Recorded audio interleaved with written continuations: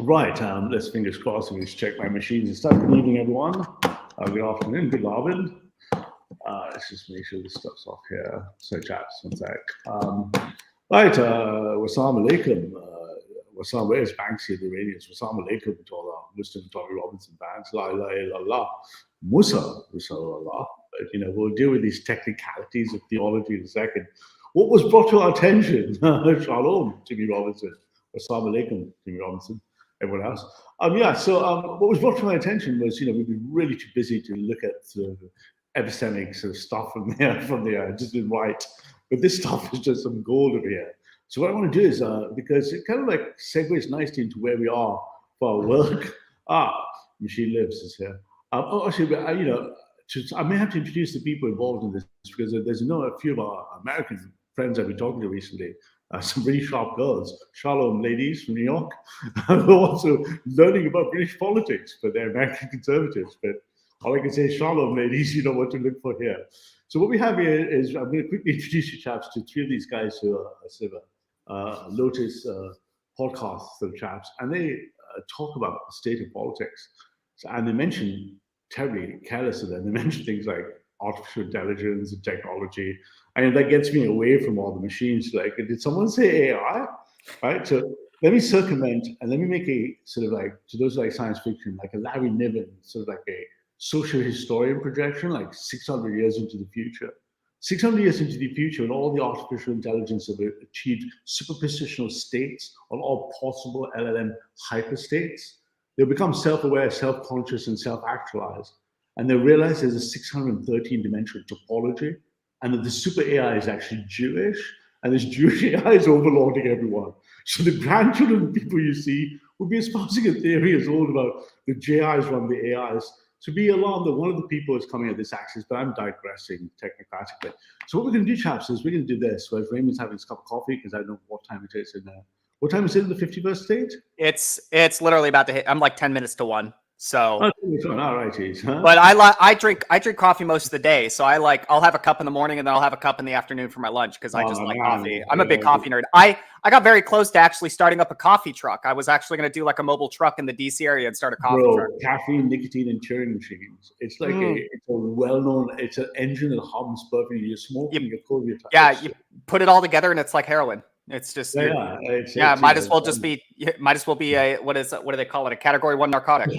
Like, it's a cat 4, but in the case of our audience, probably cat 14 is probably more appropriate. A category 14 event. Forget Houston, Southern Seaboard, we have a problem. Pretty much. So I put on the wrong slide here. So what I'm going to do is introduce. I'm not going to do a calculus. Well, actually, people did ask me if you do want to request, I will give you the Israeli intelligence services types insights into the mind of the Iranians. So it's fascinating read. But that's not what we're here today. What we're going to do is introduce three gentlemen from my American friends I knew. These are members of the British right. I know you guys pop over the pond and have a look. The chap in the middle is a lovely chap. It's called Carl Benjamin. He's, you guys don't know everything. You probably know him from Gamergate. Are awesome. Yeah, he's from Gamergate. He's a good old chap, Mr. Carl Benjamin, known as Saga of the Card. And he now runs this thing called the podcast for Lotus Eaters. Chap on the side is called, I think, Daniel Dom, who is joined him recently. He's a bit of a financy chap. And he's actually now, recently, because if we run the models we have, which are, what can I say, just precise, for example, and they realize that when you shift your data landscape across the orbital window, you're going to trigger certain events like demonetization. So if you hit your policy position with certain clearly understood dimensions of data, you're going to be demonetized. Recently, Sargon was demonetized. I think the young guns are getting all whippity snappy about two things: ethno-nationalism and a chosen people, Shalom ladies in New York, a chosen bunch of people who are just clearly targeted. But for the first time, he's allowed the much more deeper, and shall we say, much deeper and further to the right to jump in. And they're going to speak about one of our favorite topics, which is globalization, technology, and AI. So what we're going to do is we're going to review this. We're going to look at this in a minute. And we're going to see. So they're going to review a document. I'll put a link in the chat afterwards or in the comments from the Tony Blair Institute. And Tony Blair is, you're going to realize that for these people, some of this looks like a mystery, but he's a committed globalist and was obviously one of the most successful periods in British history from 1997, where he was, after a long conservative rule, saw the arriving of Britpop 1997 for the birth of the cathedral and the start of globalization. Technically, 1996, 1997 is the date, the time when 1.0 went online. What I mean is that's the day we have a durable record of the internet. And in that globalization, you saw this long labor run, and then everything that handed to the Tories, who just completely blew it. They blew it on migration, blew it in the economy, mismanaged the crash, mismanaged the crises. But Tony Blair's not finished, and the globalists aren't finished. They're only just about getting ready to go. And we were like political models. You know, all these distant right political models are just wrong, all of them are wrong. Chap on the left is called Mr. Pravini. He's an Iranian agent, the academic agent. He had a book out called what's called Populist Delusion, which was debunked very rapidly. And I think he changed his mind, because we have a clip of him somewhere saying, when the populist revolution does come. So they're obviously conscious that the landscape's moving and defined by globalism, globalization, stuff like women and I are very interested in. And what we're going to see is review this and look at this document and look at some of the claims. And then from those claims, we're going to probably make some observations ourselves. Is that the master plan, my man? Yes, absolutely, 100%. All right. I'm ready to make fun of some people. Let's do it. Let's. He's like, hey, Raymond was in the United States Air Force. God bless the United States Air Force. I think Raymond's in a nuke and pave kind of mode, right? Like, we're just going to nuke and pave this stuff. Okay, so right here, let's go find. I'm okay with a little indiscriminate carpet bombing when it comes to ideologies. Like, I'm okay with just ideological carpet bomb. Ideological napalming is something that is really underrated. Right? I've been trying to engage in Twitter. I've been trying to engage on Twitter with people, and man, it's wild getting people to instantly shut down a conversation when you start actually poking at their value space and you actually want to see if they want to start revealing who they actually are. I can't actually get any real engagement because people are just kind of like, as soon as I start putting something out, I'm pretending now completely to talk about the benefits of miscegenation and mass migration. This is what happens in reignite fertilization space, and all it takes is very sanitized, sterile copies of black men and white women getting married to just completely rob from the space, right? But perhaps that's for another one. So here we go. So we're going to watch the podcast. So this is Carl Benjamin. He's a good chat. He has come from, those who don't know, Americans, Gamergate, the whole Internet 1.0 is a famous debate with Richard Spencer. Essentially, tried to go into classical liberalism, and in a sense, I believe he's a classical liberal capitalist, kind of in the old Newtonian world, kind of good conservative. However, he's got lots of young bucks who are, hungry for the meat, and they want a bit more gripey stuff. So this is Carl Benjamin, and let's listen in. I'm joined by Dan and hello, boys and girls. Distinguished scholar, Dr. Nima Parvini, author of The Populist Delusion and Prophets of Doom. How are you doing? Yes, I'd thank you for having me, Carl. I'd just like to say buy it now. Available in all bookstores. It's been a long time coming. So it has. Yeah, already come on. So just to preface this podcast, we're all hungover and tired because we went to the Skildings conference this weekend, and it was brilliant, I thought. What were your opinions on it? Yeah, it was good. No, I enjoyed it a lot. I'm not a natural socializer, so I'm going to lock myself in the office and stare at the wall for 3 days afterwards. But yeah, no, it was fun. I thought it was great. Yeah, I mean, it's the third year they've run it, and I thought the quality was really high. Each of the speeches were really sensational this year, I thought. And yeah. No, I'm sorry, chaps. I mean, it's good Marvin. I was forced, unfortunately, to go to the doctor again. I worked too hard on the mission and stuff, and I'm horribly, this is a confession, I'm horribly heterosexual. I was just raised that way, right? So one thing that springs to mind, I'm not sure, but my brother Raymond is a good Christian brother, and definitely also, I believe you're also afflicted with heterosexuality, is that right? Yes. Okay. Yes, so the terrible disease of cis male genderism. Yeah, there's this kind of strange affliction here. So I think what's important here is to realize how when a young American, in this case, I think Johnny Depp arrived in a cult form in 1960, all about suits. And the idea, first of all, that it sprang to mind was the suits. I mean, I don't know, that's male peer bonding. They got drunk together. It was, they've all decided to have a chat. The long meet into the institution becomes the long meet into the institutions. But the suits. Now, sir, single or double-breasted? Oh, I do apologise, sir. That sounded like a smutty innuendo, didn't it? Like a bit of smut, sir. Oh, suit you, sir. Oh, suit you. What? Will you just build me a fucking suit? well, sir. We'll measure you up. Do you like being measured up, sir? Oh, go on, Kenny. Sir. Shoot you, sir. Get him, Kenny, sir. That's it, sir. That's it, sir. Come on, sir. Join us, sir. Come on, sir. Like, he realizes he's like it's a prank, and he starts just owning it too. So he just goes in on it, and it was Yeah, completely. So the question is, we've got a bunch of students here, and we've got this sort of, and this is quite important just for some what would the appropriate word be? We live in a very diverse, inclusive age, some sexual subtext, whatever has you, because there's a reason for this. Because I believe, I'm not sure if you guys can work out which of the three contenders this evening has some sort of, sort of sexual dynamic going on as he approaches Lord Tony Blair, and the Lord Blair documentation of globalization. I think one of the three contenders, you'll get a prize. I'll tell you what, you get a star in the comments, right? That's your prize, right? In fact, I'll comment you twice and pin you. Which actually, if I pin you, sir, can I pin you? I'll pin you a comment, right? If you detect which of these three people are. So let's go. We're going to watch this. Bear that in mind. So let's share this again. I should have a coffee too, shouldn't I? Yeah, I don't want to forget though. I did have a comment on the knowledge economy, and I got to make sure I note it down for future. Note yourself. Meet people in real life, and we had some fantastic conversations as well outside of the talks. Lots of drinking, lots of drinks, and cigars and things. We're getting too old for this sort of thing. But anyway, so let's begin. Let's talk about the Dark Lord, the Sauron of our era. His Right Honourable Sir Tony Blair. Yes. He has a plan for Britain. Yes. Turn us into a cyberpunk dystopia. So, I mean, you've got this document that we're going to be looking at in a second, but I think it may be worth outlining for the audience, some of the audience who may not know that Tony Blair is not merely the former prime minister. After, in 2007, he, handed over to Gordon Brown. He didn't go off into the sunset and play golf and kind of put his feet up.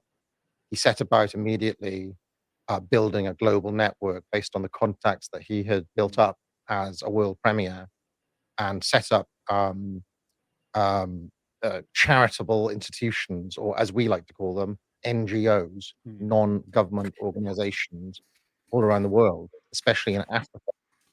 I mean, Africa notwithstanding for just a second, I mean, there's an air, it's a right of mystery here that seems to me quite startling. You mean politicians who are globalists, form multinational organizations that survive their tenure, and these things have longevity over there, like the Kennedys, for example, like the Peace Corps. And this is meant to be news? Something? Did someone not get this memo? Or am I the only one who got the memo? Or yeah, as if it's astonishing and a true revelation that nodes actually outlast the agents which constitute them.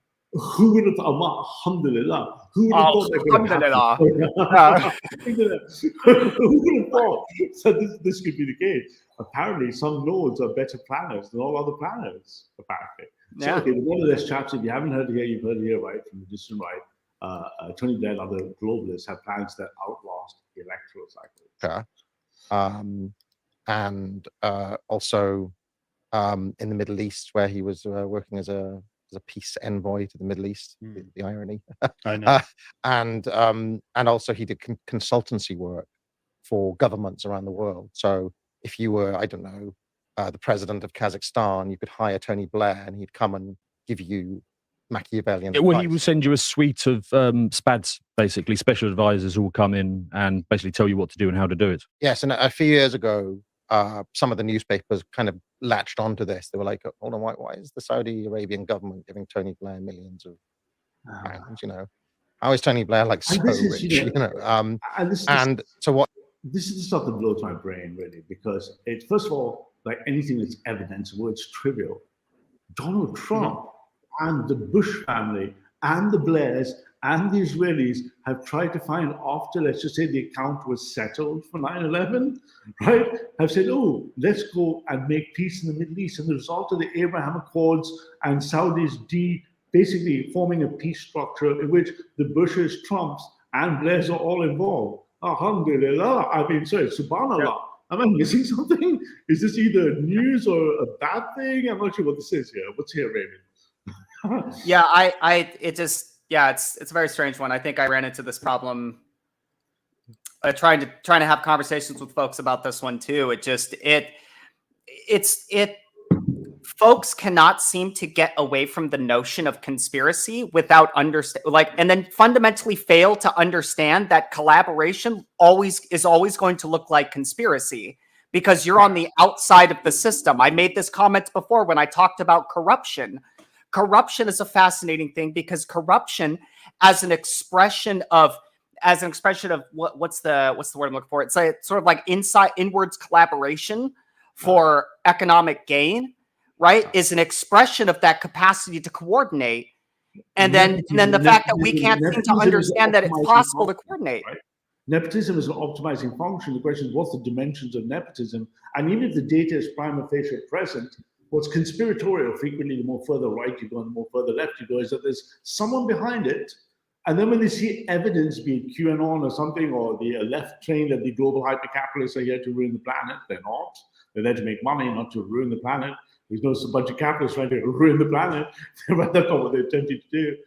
Those conspirators just fly in the face of evidence, and then the conspiratorial bit says there must be someone behind it. Yes. There must be something going on, and this is the news. Whereas the evidence is far simpler. Global multinational organizations since the cathedral in the late 1990s are hyper-accelerating globalism, and they're looking for global things that require global problems.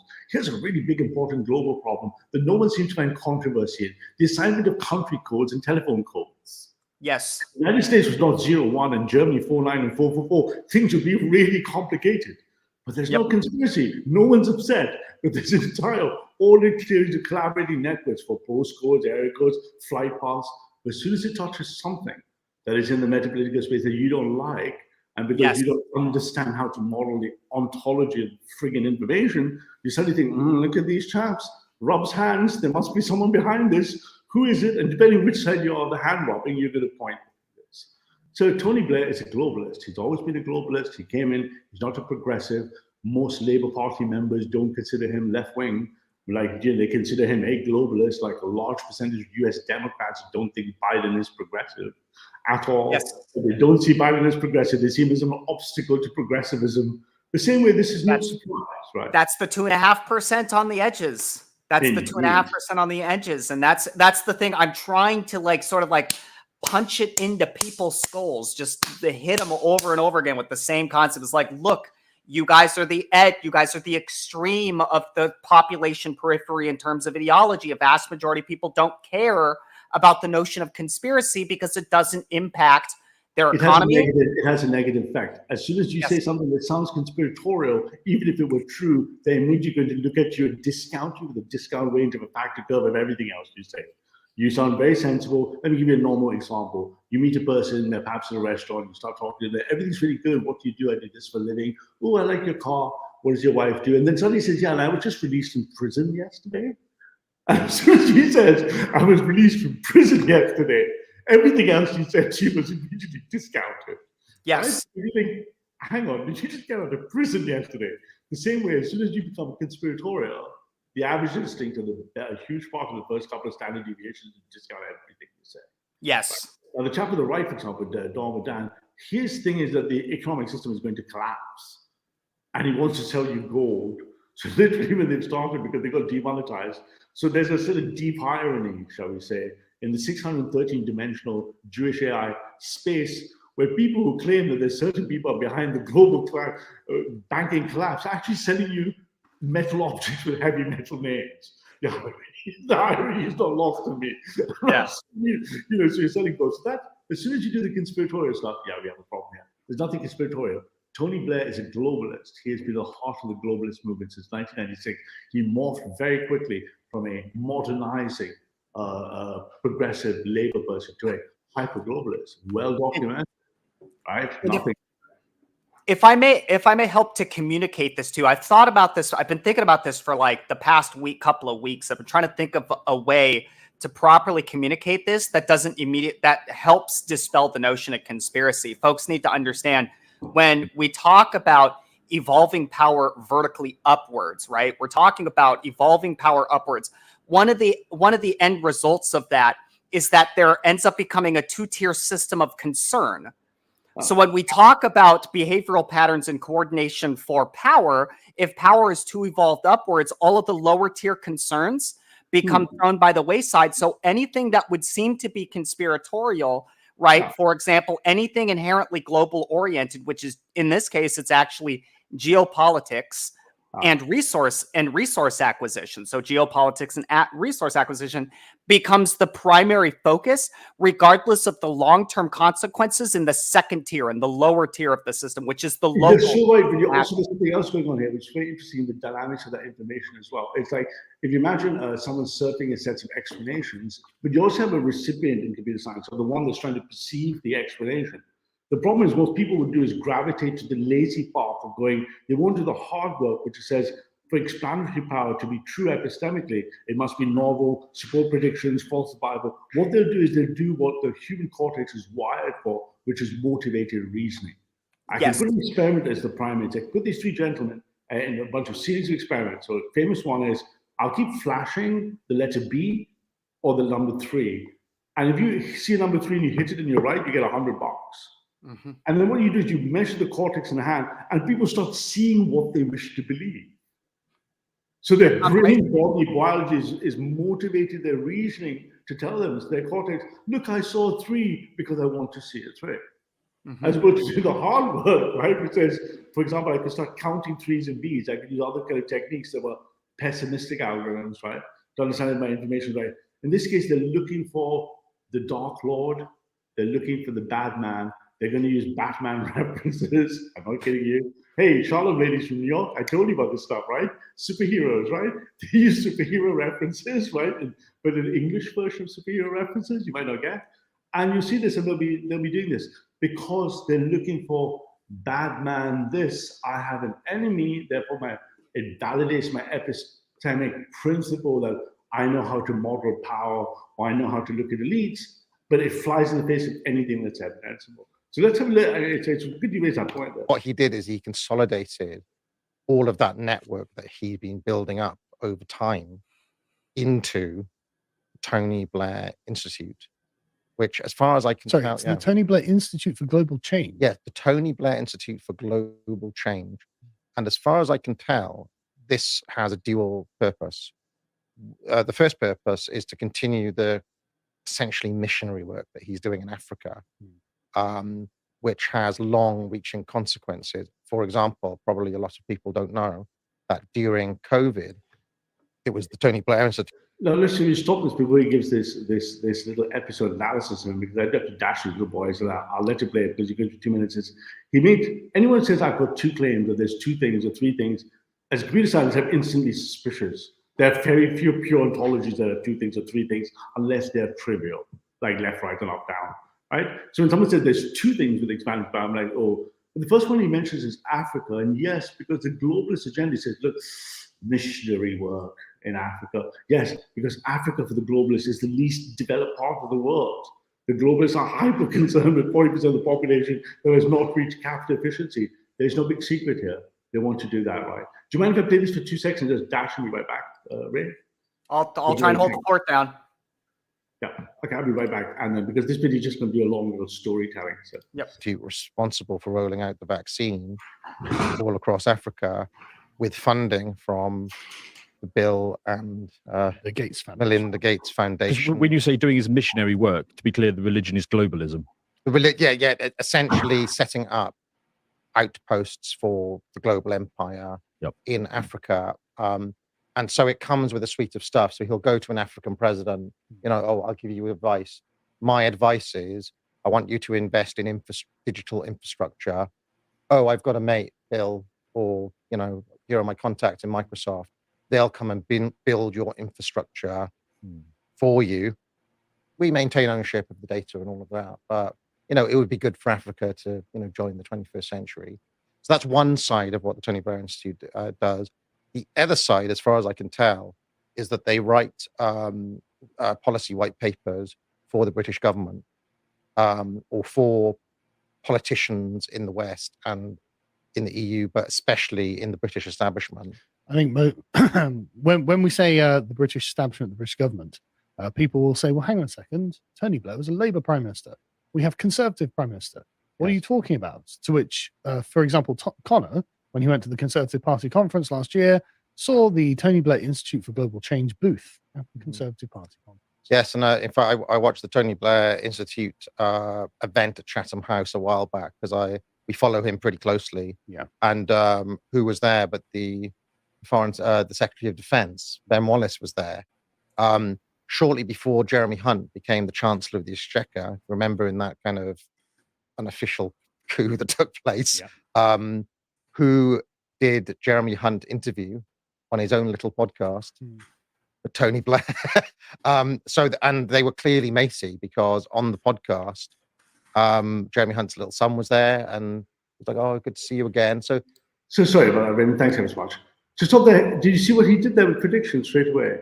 Here's a global organization with information. We drew these diagrams up painfully for these people at the DR 2 years ago. Right? Lots of people understood the diagrams. These people are just, I think they were doing Carlisle or Trumpton. Most I remind me, was it Trumpton or Carlisle Day? Whatever they're doing, they were not paying attention to the blueprints of the Death Star. Of course, the global multinational organizations have information networks already catalyzed into these systems. Of course, they know what's happening.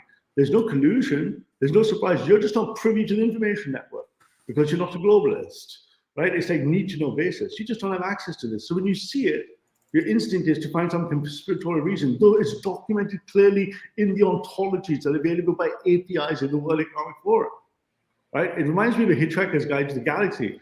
Oh, hi, it's a good day to ask to win. Yeah, sorry, your plan has been scheduled for demolishing. I'm sorry, what? Your plan? Oh, yeah, we filed the demolishing plans in the nearest star system, but you didn't bother going looking. It was right there. It's right there. They should have looked. There's nothing. So that's the first point. That's just conspiratorial stuff, right? Look, he knows something I didn't know. Yeah, you're not a powerful globalist. Why would you know this thing? You only see the phenomenology, right? And then when they see the left-right, again, we drew this so many times. I don't know how many times you draw the blueprints for these people that just don't get it, right? If you look at the inversion of NRX1 models, you can see the global, which you now slowly come into the party 2 years later, going, it's the uni-party. Yes. You're behind the curve. Yes, we told you this 3 years ago, right? Look, and when you see Tony Blair, the left and right, collaborating as globalists, you go, look, they're collaborating. And you got to put it with like air quotes. So you got to be like the left and the right, whatever that even means anymore. Because I actually was pointing that out on several threads too. It's like, look, if you take both political parties in the United States and 50% of them are pro-global, that literally looks like a single block of people. Everybody else sits on the periphery. Of course, the whole thing's going to look conspiratorial. And then you're going to run around going, well, I want to figure out where to find out where the heart of this conspiracy lays. And you go, that's kind of the. And you know what happens? The further right you go, it all goes down. It goes down to the protocols. Or in the further left. That's the thing. And the further left you go, the more it goes to money. The more they think money is actually the big driving part. You think rich global, 10 global trillionaires are sitting in a room planning to destroy the rainforest. And you're like, they're really I'm going to make so much money, like causing ecological disaster. The left are not going to think it's the Jews. The left are going to think it's the hyper-capitalists, the bourgeoisie. The right are going to go, it's the Jews. No, it isn't. It's neither then. You're absolute muppets, right? Yes. So, and I realize that that's causing a lot of friction with people I'm trying to engage with on Twitter because they are not having the fact that I'm just like, no, you're still not getting, like, it doesn't matter if you're running around going, I'm pro-libertarian. Can you model that? Can you model the libertarian system as an actual functional system, given the way that system actually functions? No, and you can't do socialism, communism, fascism, nationalism. It doesn't work. It's all outmoded. Yeah. They don't work. They're like trying to bring all your spanners together and sit down in front of your computer motherboard. You're like, I've got my spanner, my wrench, and my this, and you're like, yeah, but that's a motherboard. They're like, I have all these spanners. God damn it, the spanner it's the horseshoe spanner. No, your toolkit is wrong. Yes. I mean, Batman needs to get a new toolkit, right? This is. Batman needs a wristwatch that allows him to touch every single network wirelessly, instantaneously. That's what Batman needs now. He does. I actually, in my enthusiasm, close the towel. But you know, never let the guys from Bangalore. So it's and it's. I'm finding it. increasingly frustrating to attempt to generate some measure of discourse by pointing out that you're failing to understand the distinction between your opinion, your confirmation of something you want to believe is true, and what the actual reality is. And that's having a breakdown here. And it's getting frustrating to communicate that. As I pointed to, indicated by prior links and the likes, as we're laying out the framework in the Substack, the blog post, we're putting down the metaphysical opinions of the epistemology to which your ontologies are attendant. Your metaphysics, first of all, is just wrong. You're trying to, as not even as scientists, right? Not even as technicals, you're trying to perform analytical reduction. Maybe you're going to pop up with some numbers or some p-values or some stats that you don't really understand because it's not scientific, but you don't have a bottom-up complexity. Yes. So because your metaphysics is wrong, all your epistemologies, all your ideas of networks, of models, Markham, oligarchs rules, this whole nonsense, the epidemiology is wrong. So the resulting theories you get are just incapable of describing the game. So, and you point to them, then you point them, you give them, rather than giving them the heavy stuff, you just go and give them, here's the answer, here's the blueprint. You give them this and they look at it and they're just like, it's like a Doris Lessing, you can take a horticulture, but you cannot make her think. I mean, there's the opera right in front of you. You're like, no, I think I'll play this ditty. And that's just something we're seeing here. And you found that, Raymond, in the conversations, it's difficult, right? Sometimes.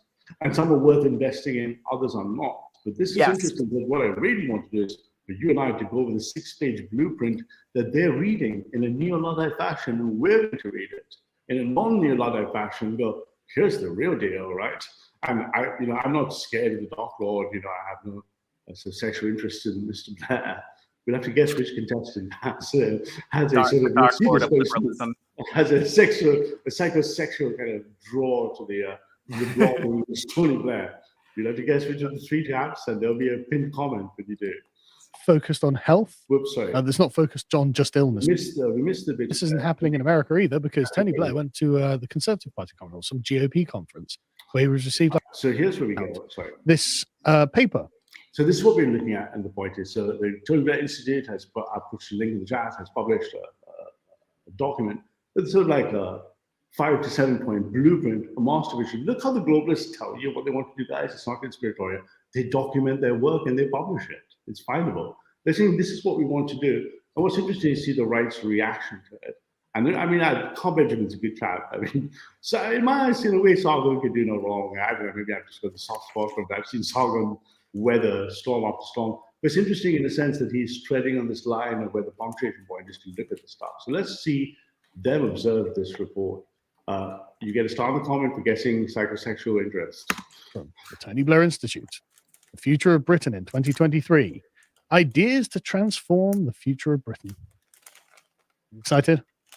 I'm excited. Well, it's inevitable, Carl. Yeah, it's going to happen. I know. I can't scroll down on this, so I'll just read from it.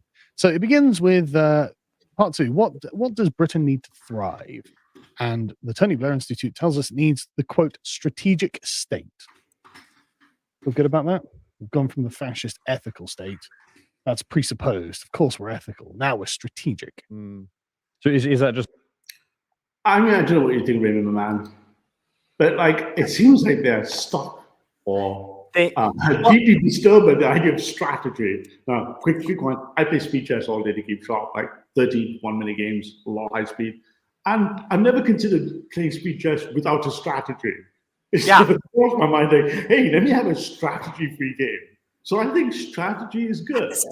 Right? This is bereft of a strategy, because their immediate response to it was, it is inevitable, which was instant doomer behavior, which instantly said that we actually have no clue what to do and we don't even understand what it is we're up against. That immediately says everything you need to know. And the amount of times I've run into people recently in discussions where they just go, it doesn't matter, just take what you can get. And the response is, well, if I have a solution, aren't you at least interested in it? And then the response is always just take what you can get. And but this you is realize, level, isn't it? It's independent of the ontological attempt at the solution. If the solution has meta concepts like a strategy, a set of tactics and operations, they're saying, oh no, someone's proposing something with a strategy. For me, at the meta level, this screams of Doomer ++. Not Yes. Zoomer. Zoomer I would just be, I instantly- don't like yeah, your I just plan. instantly roll my Zoomer eyes, is, like- I don't like the fact that you have a plan. Yeah. It's a meta concern, right? It's meta doom, right? Which Yeah, is- I just instantly roll my eyes. Like, I don't even want to listen to these guys because this is just they're very clearly they don't want to solve the problem. They just want to point out that there is a problem. Well, look over here, look over here, look over here. There's a problem here. Hey, And you're if like- if the right are right when they say groomers, the left are right when they say grifters. Right? Yes. I mean, like, okay, you're fiscally invested in the problem not being solved. I hear you. Okay, yeah, it's like, okay, something like share, donate. I don't take donations. Just their way of saying managerial. Yes. Uh, Yes. This is what they call managerial state themselves. I mean, there's quite a bit more to it. Oh, yeah. Where Tony Blair says strategic, what he really means is a public-private partnership, which you may have heard from certain Yes. Klaus Schwab Yes. and the World Economic Forum, where Tony Blair is also a high up, by the way, Oh, I know. and touted to take over from. Well, Schwab. the fusion of This bit sort of blew me a little bit. I'm not sure if he doesn't understand the three-sector model of power. He doesn't Yes. understand that all public-private initiatives are caused by two parts of the three-sector model, constantly have been, at least stably since 1945. Or if he believes this is a bad thing, I'm not sure what he means by that. He says the public and private sector are getting together. You're like, yes, they've always got That's- together. Your point, That's a functioning system. When a system functions, both private elements have a long-term concern. They have a concern in the long-term welfare of the system itself functioning, and it becomes and then the public becomes a reflection of that private interest in long-term success. So yes, last time I in checked any the United system that is States, right? collaborating. Last time I checked the United States is the United States Department of Defense does not make carpets. Now, it might pay $800 for a wrench, which is inefficient in a PPI initiative, but it's not in the wrench building business. It does that to some Pittsburgh steel company. Hey, you make me some wrenches, right? So in the same way, they're saying that, oh, Tony Blair is trying to get, and Klaus Schwab are trying to put together this. Yes, they've documented exactly what they're going to do. You see it in everything, the ESG, all the metrics are right out there for you to see. But again, did you notice the subtext? A bit conspiratorial, right? Something's Yes. going on here. Yeah. To be big- fair- the fusion of the big state and big government is not necessarily a new idea. So- Yeah. So well, essentially Blair's vision here is he says, well, if you look at a company like Microsoft or Apple, they have trillions, like literally billions, if not trillions of dollars in assets. I mean, alhamdulillah. I mean, this thing just blew my brains, right? I mean, really did. I'm like, are you kidding? The United States and UK has a lot more money than any one company, and it's trivial to evidence the turnover. The United Kingdom's 1.something billion, trillion, and Apple's at a few hundred billion, and Microsoft's. But even then, that's irrelevant. It's the network of the money that operates in tandem. Yes.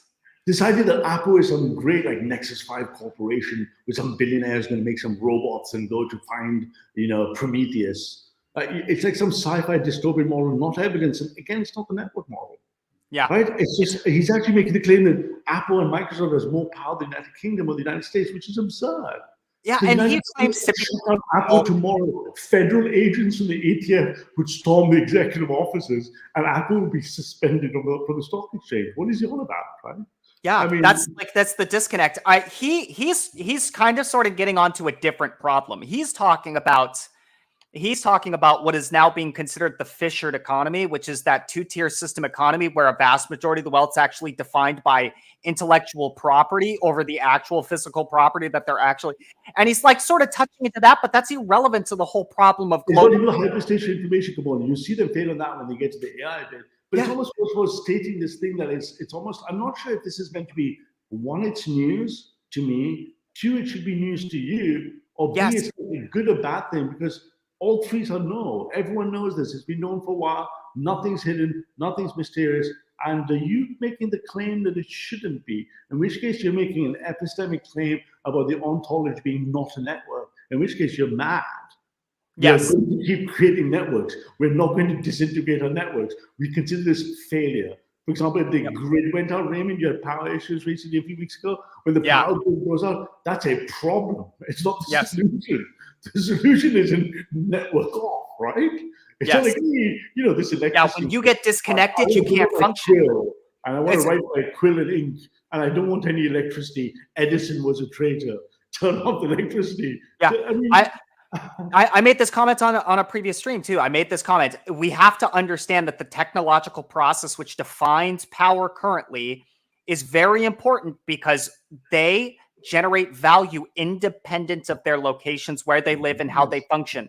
Yes. So as soon as you have a way of disrupting that networking capability, that's when they've got a problem. That's when SHTF shit's hitting the fan to them, because you're disrupting the process. Services, right? If you look at that, I was going to do one of my collapse pros and just destroy this whole idea of my collapse pros. If you look at a little bit of a hint of this, 6 to 7 times a year, our good friends in Langley had the world's brightest people arrive in private offices, because the United States CIA is not meant to operate on the United States and in the United States, where they model the systemic, using complex adaptive systems and complexity theory, they model whether and how the nation states that the CIA are terribly interested in their stability will collapse or not. And when they do these models, you find out that everything these guys in the collapse pros talking about is absolute rubbish. We do that in a different stream.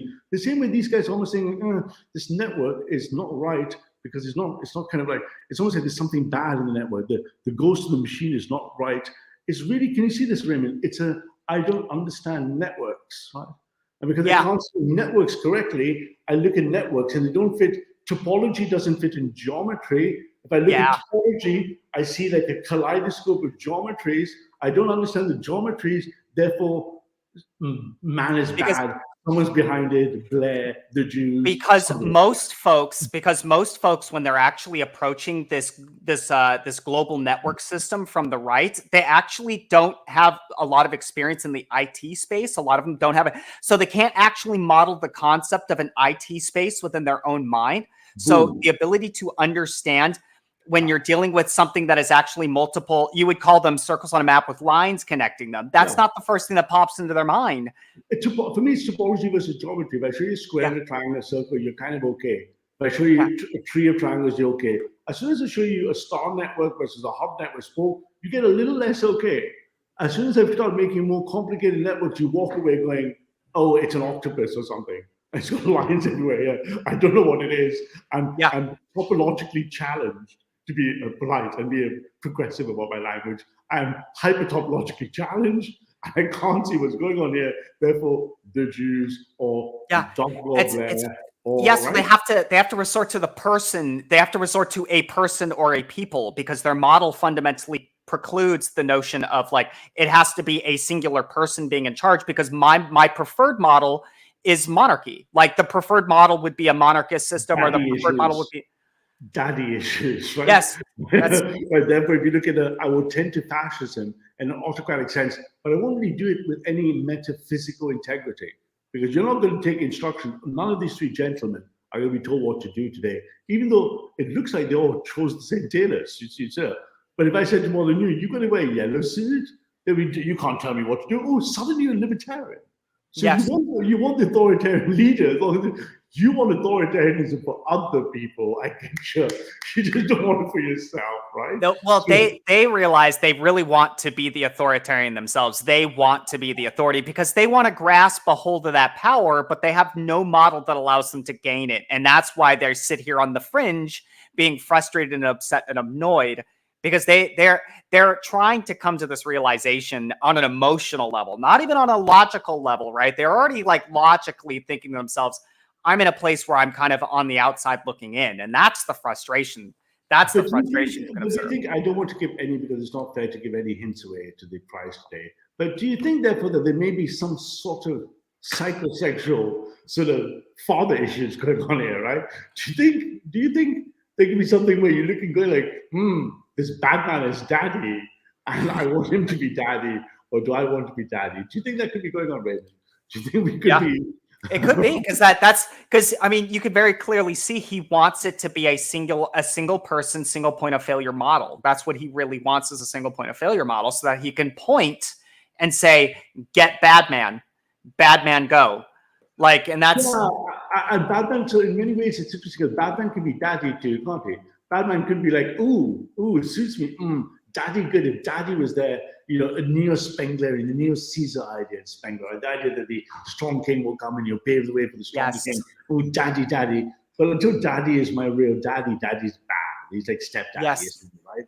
this is what we're talking about, right? Absolutely. I love these dunce Right, caps, okay. by the way. These dunce caps are so good. I think we're kind of warming up here, right? So that makes sense, because this is quite interesting, because I'm interested in the oopsies. I'm more interested in the wrong one. I'm more interested in the substance, the meat. Like I said, I did confess earlier to being a horribly heterosexual person. I'm also I'm interested in substance or style. I'm interested in do you have actually read the document together? Yeah, he's again just not giving solutions. They're just talking about and they're behind, and it's frustrating to listen to. I can only just roll my eyes, and I'm almost uncontrollably rolling my eyes at this point. Well, it's going to get interesting as soon as they mention the tech bit, and there's a bit of history. And I'm not a history. I know that people in chat are much more well read in history, Matt, but they make some historical claims too coming up. Of capital that could be deployed, and we don't. Capital that is larger than literally the budget of the British government or of most nations. So wouldn't it be nice if they could build some bridges for us, or build some infrastructure, or digital infrastructure? Well, they've got the capital investment Yeah. that governments no longer do.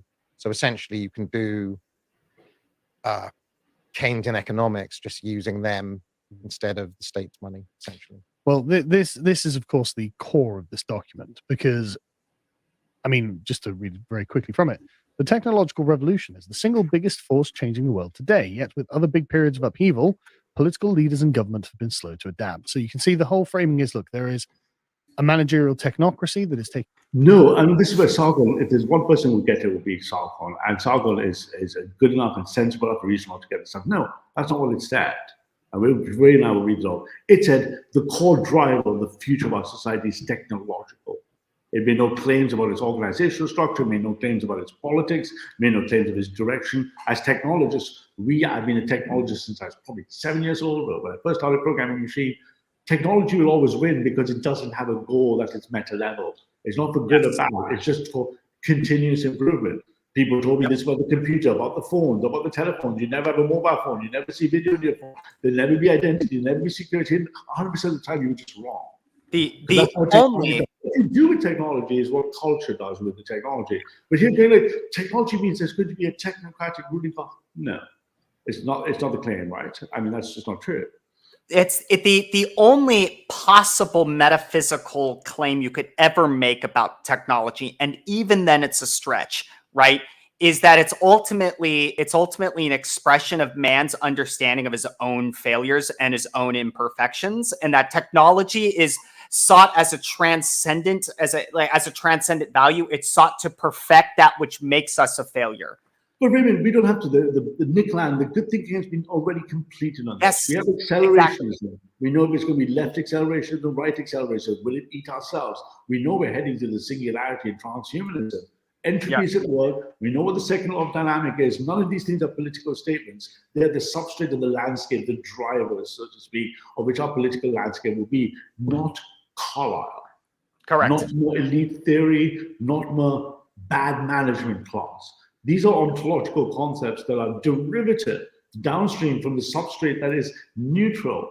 They're going to talk about genetics. They're going to talk about AI. And I'll bring up this example in genetics when it comes up. Let's have a listen. So the first thing is, as soon as they see technocracy, the three of them, that's why I said the idea, look at the faces. Sargon just announced it, and the other two look critical and concerned. Critical and concerned. And that, what is this technology thing? The irony, of course, that you're sitting there and all three of you are making your money using big 3 microphones. Look, when they go away, they're going to go away. Wireless power is coming, gentlemen.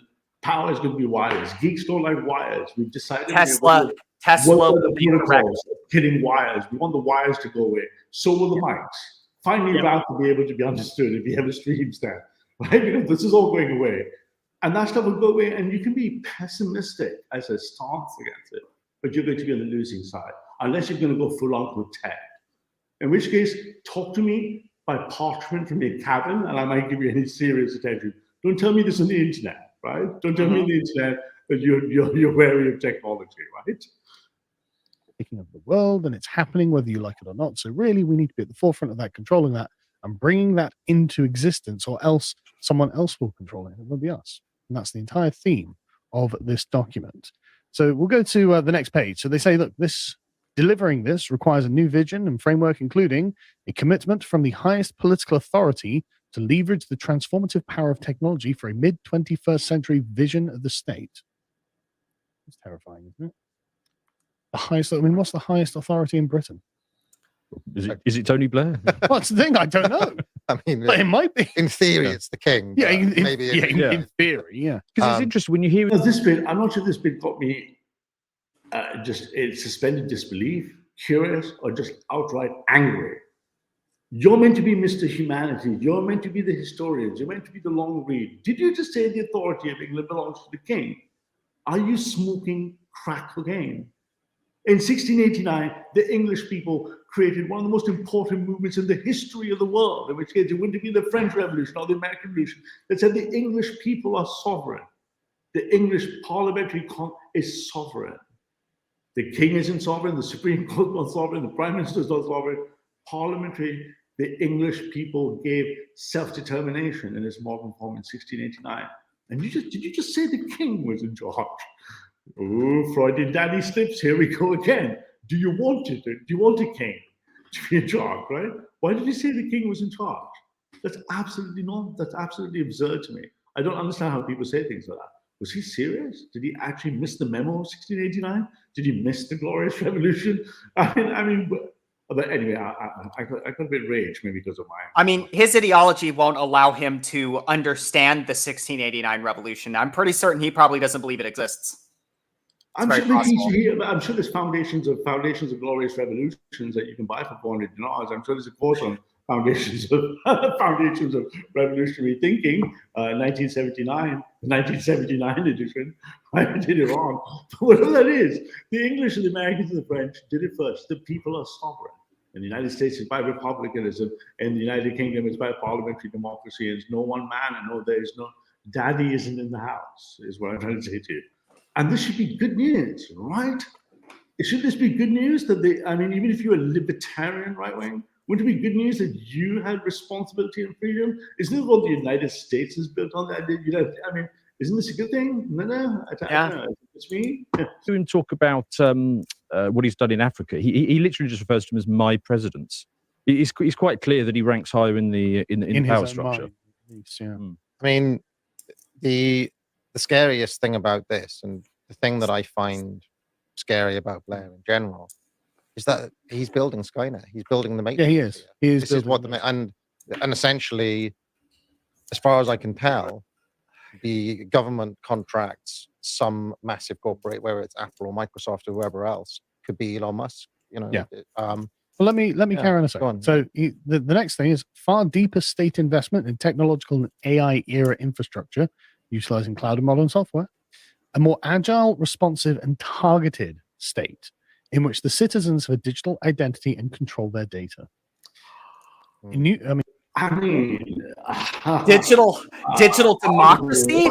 The will of the people manifest? What? You don't say. The data manifesting is will of the people. The globalists is pointing out that a better model of governance and democracy would be the digitization of power, where the citizens put in charge. And obviously, you don't trust him to be delivering it, but we've already built it. And what we're building is delivering that, where we're saying, no, the Englishman is sovereign in that he has consent is required outwardly for him to deceive, data control. This is a good thing, right? And they both look at each other and they look at the Englishman and they both look at the guy and go, this doesn't sound good. Yeah, it's so goofy. They don't even understand. What really blows my mind about this too is that they don't understand is that power goes to them too. They get their hands on that power too. So why would it be anathema to them?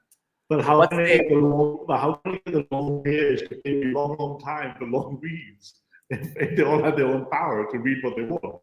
You're not thinking Gregory. You're not thinking like a true Darren, a true fiefdom operator.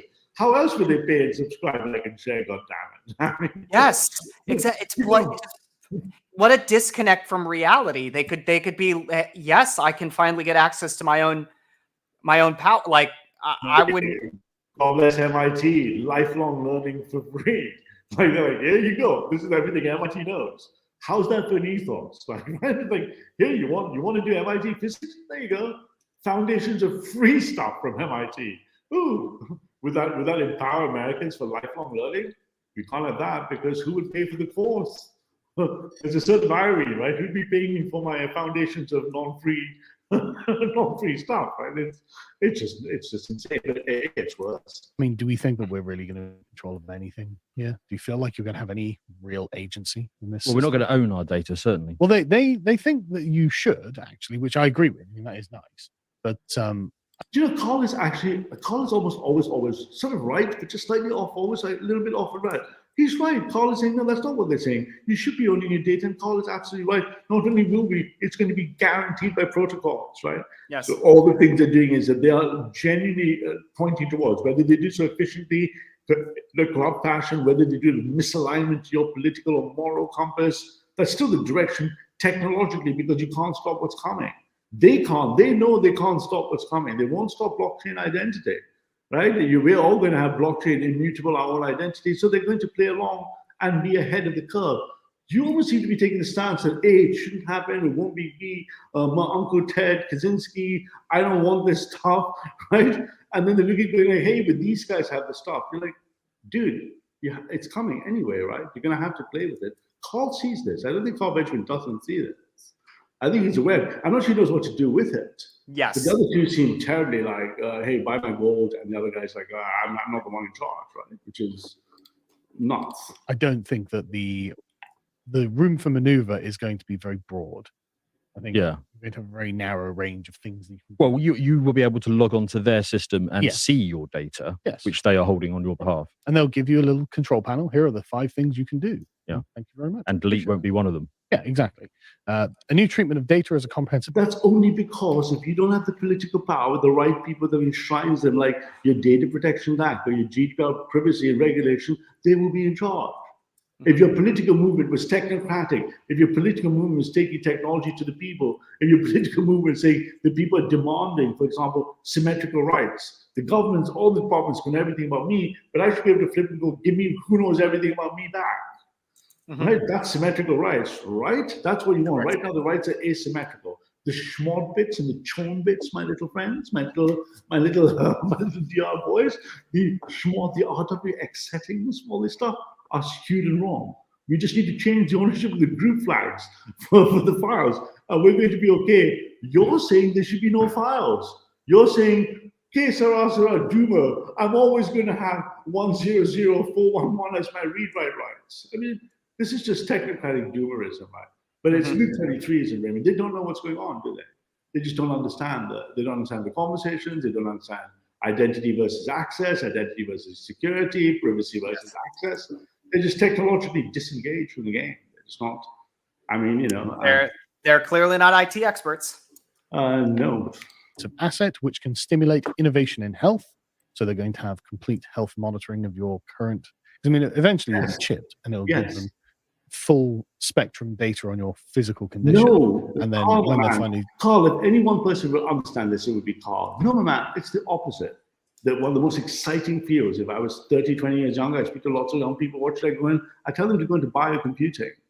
We're going to make our computational equipment work in biology in your body. When a baby is born, he's going to get a little biochip, and he's going to spend the rest of his life learning about him, so that when anything happens to him, the doctors know how to make him well all the time, and it tells him what to do because it's living inside him, and that's a good thing. And it is instantaneous and responsive. It is instantaneous. It's personal It is biology. instantaneous and It's responsive. tuned Yeah. in his DNA. It's in his DNA. It understands him. It says, and this is good, right? There's no bad, The right? amount, the number of our senior citizens right now that would absolutely kill for access to this kind of technology is absolutely indescribable. It's so enormous and indescribable. Old people, I know you probably have, Raymond, in your life in the churches. Have they been and sat with old people? Have they sat with people who are not well? Have they fed the hungry and the lonely? You know how much suffering there is. You're telling me that this suffering that's not going to have a technological solution, you're worried because it gets interesting. We're going to look at some of the weight questions going to come up in a minute. Ooh, you might get a little bit. I have a story about that too that blows my mind too. I have a story for that one, but we'll come to that. We'll get to it this time. tired of you, you'll be flushed out of the pod like in the Matrix and put into the liquidizer. I'm not even joking, actually. I think that's genuinely where this is going. A greater alignment between the government and private sector, here we go, to mobilize effectively behind clear purposes such as around climate. And a greater appetite for risk and innovation. Oh, God, I'm so glad that the manager of technology is prepared to take risks with my life. With greater expertise from the outside informing direction. So going on to page 7. So they say, look, this is going to be a new national purpose. I didn't realize we had a national purpose. I don't want a purpose. I'm okay at the moment, thank you. So they say that science and technology are driving force of progress for much more. I didn't disagree with Carl almost most of this for large parts, but you're like, but hang on, you keep saying the country's broken. I want my country back. Things are not right. Things are broken. Things are wrong. And they say, okay, problem domain, not solution domain. So do you want a strategy? And he said, actually, no, I don't. Actually, things are all right. I don't want purpose. I don't want purpose. What? Tedious-free living, right? I just want to be purpose-free existence. But you spend your entire time all day, every day making videos, not that I watch them, saying that the world is bad and everything's wrong and migration is bad and health and control. And you basically just instantiate and enumerate the problem domain. And now you're saying, here's how people come with a solution, rather than you saying, I want to challenge the solution, own the solution, better the solution, improve the solution, adapt the solution. You're saying, actually, I don't want solution. Purpose is meta solution. I don't want the responsibility of coming up with a solution people might not like. That's abdication of responsibility for even attempting to engage in the problem domain in the first place. You're like trying to take on the responsibility of coming up with fixing the problem. And then when given the opportunity to fix the problem, you go, no, I'm scared. I don't like that idea. No, that's not a great idea. I'm surprised Carl would say such a thing. I think maybe he speaks, but I don't think he feels that way. The other two, one gentleman has a solution goal, and the other one has, I think, trumped him until, of course, the internet legend video was made by the Mossad, stuff like share. The German anti the Mossad, where Trumpton was found to have synagogue. Suddenly Trumpton was no longer a legitimate solution. But some people obviously have solutions in mind. They're Trumpton till I die. Modern age, advances in technology will allow us to live longer, healthier lives, to travel across the world and into space, and generate food and energy at scale. The United Kingdom has been at the forefront of many of these breakthroughs, was home to one of humanity's great leaps, the Industrial Revolution. Another revolution is now taking place with developments in AI, a technology with level of impact akin to the internal combustion engine, electricity, and the internet. So incrementalism will not be enough. And you want to make a great leap forward, is what you're saying. Yes. This is precisely the language. The state must be reoriented to this challenge. I mean, I hate to bring up film analogies, but do you remember one of the Christopher Nolan? I think it was the final one, The Dark Knight. Yes. Where Batman gains access to all of the mobile phone data, and he literally has it all mapped out in front of him. Yeah, he's like, I could use this as surveillance. Yeah. But I'm Batman. This is wrong. I'm not going to do it.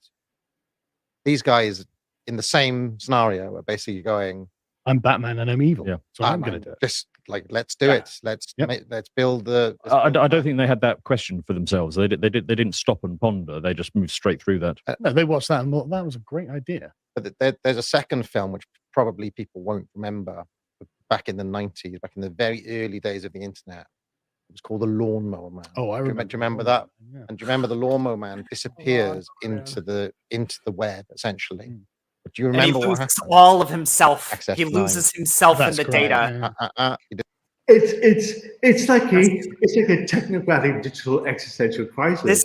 It's like every time you put it, like it's like taking your oldest memory of your family and putting them in front of something like a mobile phone, and then your heart breaks because they've got a trauma and you care about, you love them in their 80s and 90s, and you don't want to traumatize them. Then this kind of trauma goes, but if I put my hand on this computer, will I go into the machine? Will I be pulled in, right?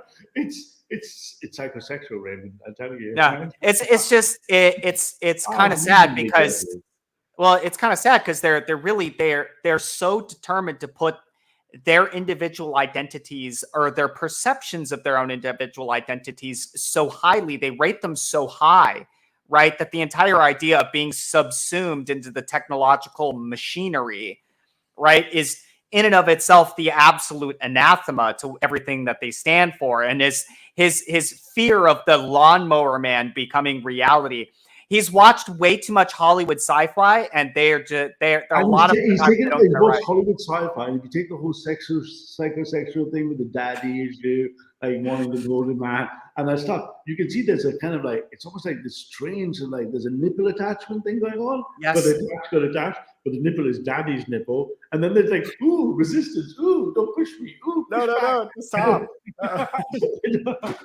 don't push me. So What's American? bizarre. As a great American philosopher Raymond once said, "Don't push me because I'm close to the edge." Right? I mean, it's sort of, something like that, right? It's good evening, It's so Lady Emily. It's lovely to see you. Let's go. It gets good. Didn't say the magic word. And this is the thing that is so worrying about this. It's like, okay, yes, convenience, yes, you know, all your stuff is there at a touch of a button. Until you have been determined to be an undesirable and you've done wrong thing. Well, that's why they want to own the digital infrastructure, because everything connects to it. So there will be no access denied because it will be their system. And yeah, but until they choose, you don't get access. Oh, yeah. No.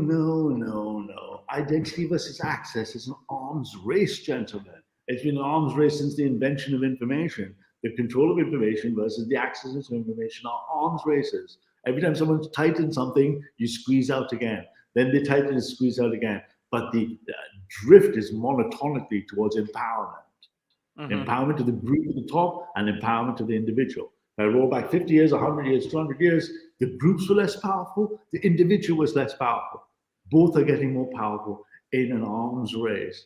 There's no like, oh, look at me, I'm so weak. It's like someone trying to sell you libertarianism with the non-aggression principle, but saying, oh no, but don't hit me. Please don't hit me, because I've got the non-aggression principle. You're like, bro, I'm going to hit you. I'm going to take a copy of the app, but please don't hit me. I've got a non-aggression principle clause. You're like, duh. Yeah, I don't care. Yeah, you just say I don't care. And then the entire system being so interconnected, they'll only need to press one button, and everything that you do on your daily basis will be completely shut down. Well, and also they can customize it. They can set up a whole bunch of permission flags, which, and we have already had a social credit system in this country. And they'll do that with the digital money. It'll literally come to this money isn't. You can't spend this money in an unapproved zone. That's what's going to happen. I'm not exaggerating, but like you could become like a carbon criminal. For example, like you have gone beyond your carbon allocation for the year. Yeah. And then we're not even exaggerating, just like the Soviet Union, where the ruling class would get special perks and privileges that didn't, proletariat had a different set of rules. Oh, the irony of the autocratic audacity of the Iranian. He spends all his time banning little English guys and English channels. You make one little comment about A, he goes, you're done, you little English boy. You said something against me. Everyone cancel him, shut him down. Alhamdulillah, mashallah. We burned the American flags in the streets. And some little American kid who said the wrong thing is denied his social credit. Yet on the other hand, here you are telling the very same people that one must be careful. Other people might do this to you. They might do it to you. Why do you do it all day, every day to the little guy? Get the fuck out of here, bro. Yeah, I know. It's so hideously hypocritical. It's so hideously hypocritical. And then he would himself act the victim in this regard. Well, these people are saying mean things that could hurt me. He's literally saying, oh, look, we can't do that because they might have access control. But he has a reputation of running around doing the very same thing. As I think Iran in the chat said, you can take the man out of Iran, but not the Iranian out of man, right? I mean, alhamdulillah. I mean, I'm sorry, but like, you're not eating your own dog food, mate. Rules from the ruling class. We're pretty sure that Sitoni is not going to be a carbon criminal, Probably not. Yeah. So they say that our priorities for reform include strengthening the Office for Artificial Intelligence so that it provides better foresight function and better support for government to deal with technological change, creating Sentinel, a national laboratory effort focused on researching and testing safe AI with the aim of becoming the brain for a UK and international AI regulator, building AI-era infrastructure, including compute capacity, remodeling data as a public asset, with the creation of highly valuable public good data sets. So you're not even going to... Yeah, I was going to say, this is... Penrose, Faraday, I mean, the entire pedigree of the English has been to create this revolution. They want to make the next stage of the revolution AI, and we've got lovely little AI designs that you won't know about, of course, and saying, yes, of course, why would it be wrong for England, a small island, but the only thing it has is per capita brain power to be number one, and compared to the United States, number one, just like the financial system for AI people and AI tech, to build an entire infrastructure around this one island that no longer manufactures anything or can provide services to the rest of the world. They want to get ahead of the, you know, to use a Frank Herbert analogy, right? They want to get ahead of the Butlerian jihad. They want to be ahead of the jihad before it occurs. But it's also like, it's a statement made detached from English pedigree, the English history, from Newton all the way down there to the smartest people in England doing AI, to our very system that we're building to ensure that these AI pieces are wired into it, that we empower our political platform with AI to make sure. And if Tony Blair is making the claim that one of the strategic things over a agnostic trajectory of technology should be AI, because that's the driving technology trajectory right now, and England should have a hub which excels in that, you're looking at it going like, no. I mean, and the alternative is what? Not to do that? To be like, what? To ban AI? What's the plan B here? Like, this is an AI-free country. And what are you thinking? Everyone else has AI. Somalia has an AI factory. We got nothing. And what's the? I'm sorry, I'm getting a little. I should calm down here. It's just government's going to innovate. But what he's really saying there is this is going to be a substantial area of growth. Yeah. Make sure you build in the state as you go, and this is how you do it. Yes, but and then requiring a tiered access approach to compute provision, under which access to larger amounts of compute comes with additional requirements to demonstrate responsible use, and securing multi-decade investment in science and technology infrastructure, etc., going into the future. So he wants to set up a centrally managed government-run AI brain. Yes. That is presumably going to be tasked with running. I don't know what to say here, Raymond. I mean, you're a military man. Are you crazy? Just the military advances used in AI right now by Chelsea, equivalent of Langley, is going to be critical to maintaining frigging security, frigging law and order in an increasingly accelerating world. And you're telling me you don't want to have the best people, the best working on things like automatic.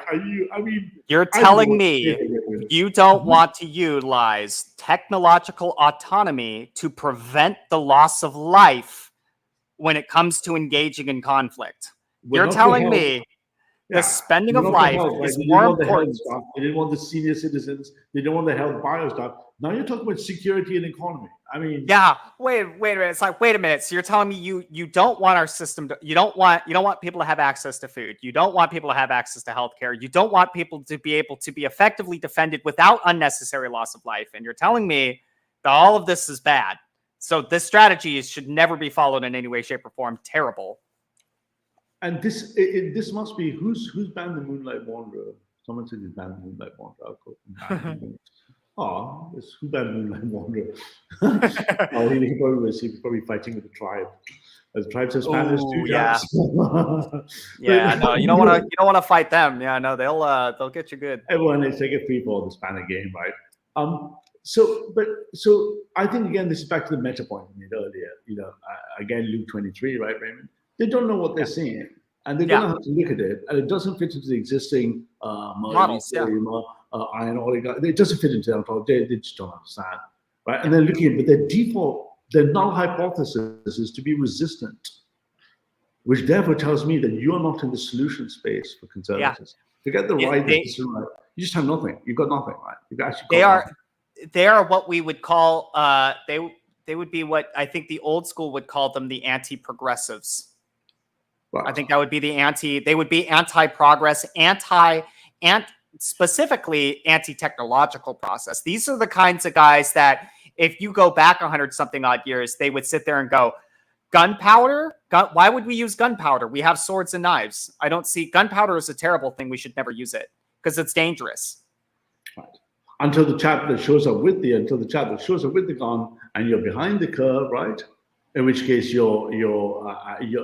but see, this is not just a neo-Luddite thing. You can understand this sort of recidivism. They don't really get the future, right? So they're stuck in the box. They've kind of given up with the Trumpton Day, and they've given up with Carlisle Day and all of this stuff. But now it's almost like they're just looking at it. It's almost like a dare I say, I don't know, like an octopus just flapping itself in the ocean, right? Against something it doesn't really know, right? It's just hitting something, slapping, going, oh, not this, not this, not this. But it doesn't have a. I all don't know how to directions. analyze this, right? It's almost like you must be charitable and kind. They just don't know what they're talking about. Let me put it this way: they have no idea what they're talking about. They're reading an important document and they're condemning it, and there's something they should be warned about, and they're trying to do it with a certain gravitas. But it's like, I don't know. It's like me reading. They're disconnected from the possibility of future. That's one of the things that you can see. You can see this disconnect from the possibility of future and the possibility for benefit. Whereas, it's unfortunate because they probably came to a lot of their conclusions from an old school of thought, the very Americanized version of don't trust governments at all, period. Right? Just don't trust the capacity for governance, because the governance does have the capacity for wickedness, but it's actually, it's like I've said, power is an amplifier of vices and virtues, right? Yeah. So if power ends up being expressing wicked behavior, it's actually an expression of the vices of that which is currently constituting power. People who fill the roles itself. You can't get rid of the role. Right, so the best you could do is find a way to fill the role with virtue over vice, and that's the disconnect, right? They're so worried about the capacity for vice. Iran puts it right. Force multiplier. It's not just also understanding. I think some of it's also because they don't know what it is. There's this natural instinct of fear of the unknown. It's a kind of fear of like, because I can't analyze this in my existing worldview. I can't see this in my view. Therefore, I think maybe it's a bad thing, right? Is it? Because they're making very strong claims, right? They're making very strong claims about what should be done about it. Which, it's like I won't speak. I'm not going to speak a lot about 11th century Vietnamese pottery. I don't know much about the topic. I'm just not going to make very strong opinions. But then the functions of government. It's going to be running the NHS. It's going to be running the budgets. It's going to be running whatever the government currently runs. And they literally called it Sentinel. Do you think they? Yes. I mean, it's like they're writing a dystopian sci-fi movie or something. Yeah.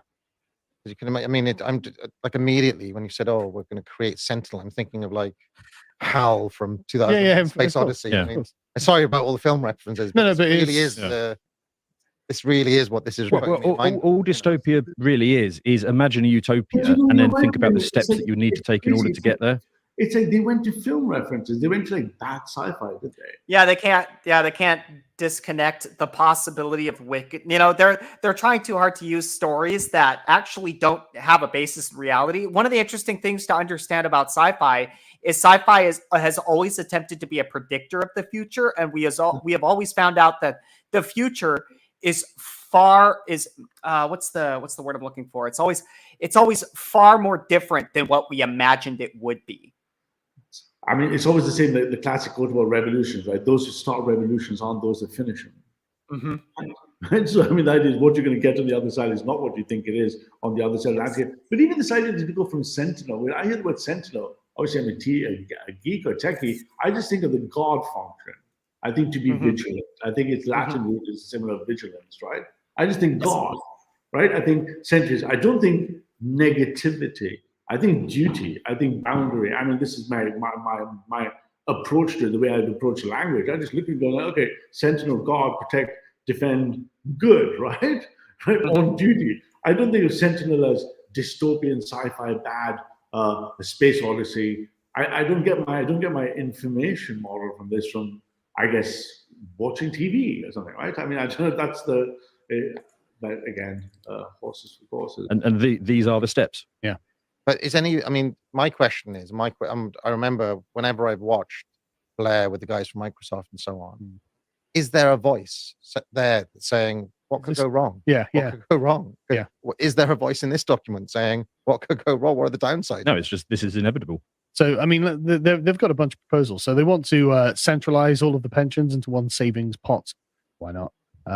They want to reform planning to build more critical infrastructure faster, which includes a national process for consent for national infrastructure projects. So it's impossible to think that at some point the British public won't be able to say no. Will be able to say no. Like we want to build this giant Sentinel AI grid across the UK. They won't want to. We don't consent. Yeah, we don't care. Yeah, they won't. We already signed the contract. Yeah, exactly. Yeah, defining onshore wind and digital connectivity. No, I was going to say they won't want to. When it gets to that point, they're not going to be wanting to say no, because they're going to see a lot of immediate benefits, and it's going to immediately push out the fears that they would have originally carried, and they're going to see the instant benefits and the instant immediate response, and they're going to go to themselves. They're going to think to themselves, "Wait, actually, I don't really despise this. I'm going to give up a little extra here in favor of getting all of these other benefits," and they're going to see that immediate response. I'm old enough to remember television, Raymond, before the remote control. As soon as remote control came, someone said, I don't know, I'm going to get up to the television like your grandfather. After a while, they're like, why would I get up to walk to the television? I could use the remote control. Right? Yeah, instant response. After a while, of the adoption of the technology, I'm like, what do you mean the TV's got no remote control? Yeah, that's going to be, when people are in a state where it doesn't have that, the culture shock that's going to hit them is going to be like a truck, and they're going to instantly go back into a fight or flight mode. It's the same thing if an American were to go to a third world country like Burkina Faso, or like Malawi or Mali, or like anywhere in like Southern or Western Africa, and they're going to see the lack of everything, and they're going to instantly go into survival mode. How do I get access to the things I think I need? I can't stress this. I feel the exact same way, because when you visiting a developing country like Germany, right? I mean, you leave the first world, you come to Germany, right? And so you realize that people don't speak English. And it's a huge shock. You're like, what do you mean you don't speak English? Everyone must speak English, right? And so you go like, oh shit. And so lots of shops here only take cash. What do you mean you only take cash? I don't have any cash in my pocket. I have to go walk to the bank machine. The German shrugged his shoulder. I mean, the capacity for biotech to generate instantaneous universal translation in your minds, the capacity for instant universal translation of all languages completely demolishes any notion of language barrier. You can completely. Maybe this is again, it's, you go to the moral foundations, and you also associate this. You look at the ocean model, right? I mean, which parts of the ocean model, well, very few of them have strong correlates with the moral foundation model. But trade openness is very interesting, because by the leftist markers, trade openness also correlates to high IQ. And people who tend to be resistant to trade openness, at least in terms of mental ideas, tend to also be resistant to new ideas, tend to struggle with music or writing, or tend to struggle with innovative things, right? So Lady Emily is wonderful with words and music. She's not scared to innovate. She can let her mind roll over tongues and words. Some people are very clever with words. For example, Kyo can move words to that. But if your idea is that you're resistant to anything that's like that, who my good friend is deeply suspicious of anything else, and deeply suspicious of anything could be changing. For example, you might find it difficult. But you go like, I don't want this. I don't like it. Now, both traits are really healthy. Sometimes you want one. It's good to be conservative. Don't eat anything you just saw lying on the street. Would be a great example of a conservative resistant principle to toxicity, right? In this case, they see anything that looks like technology, network models, or politics, they immediately run away from. But on the other hand, they're claiming like, oh, we are the providers of the answers. #Donate, foundations of future. Yeah, we are the ideological future, the ideological vanguard stuck in the past. That's what it is. It's the ideological vanguard stuck in the past. Do you think if I were to create a kind of time frame, this have to do real things like save Britain, but if you have to do things, do you think you like to collaborate on the foundations of futurism? Of course. Do you think foundations of futurism, right? Where the first thing the course says is, you will now throw away all your books and technology, and you will only receive all information from this course. Like, or how long this all the information will be disconnected? Subhanallah, this is the only monolithic source of all future things, foundations of futurism. I don't think it would work with it. I don't think it made the Larry Niven cut with it. Probably not. Let's go more. Is critical infrastructure, onshore wind, nuclear power plants. Anyway, using the power of AI and digital twins to accelerate consultation, planning, and build. So basically, put it into the computer. This is what we want. The computer will give you a white paper at the end of it, and you just press the appropriate button, and the computer will say, "Yep, we'll get all those contracts sent out. That'll all be done." No, I mean, digital twinning is one of the most exciting examples in AI. Look, in the stuff we're building, I have a dream. I think someone else said that before me. Not sure. I have a dream that in our platform, right? I'm going to have one pop-up. You guys will like this. Listen up, gents. You like this. It's like a pop-up AI bot. I want to call it like iBrit, as like an affection, thinking of your German Shepherd about. And its job is only to coordinate all the other AIs that are working together to form a perfect digital twin of what I am.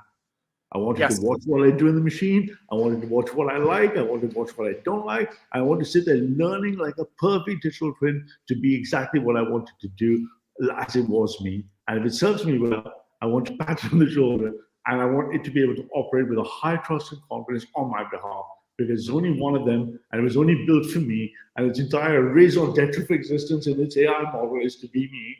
And I want such a thing. I love such a thing. I never want to fill a form again in my life. I want my digital twin to do all my form filling online.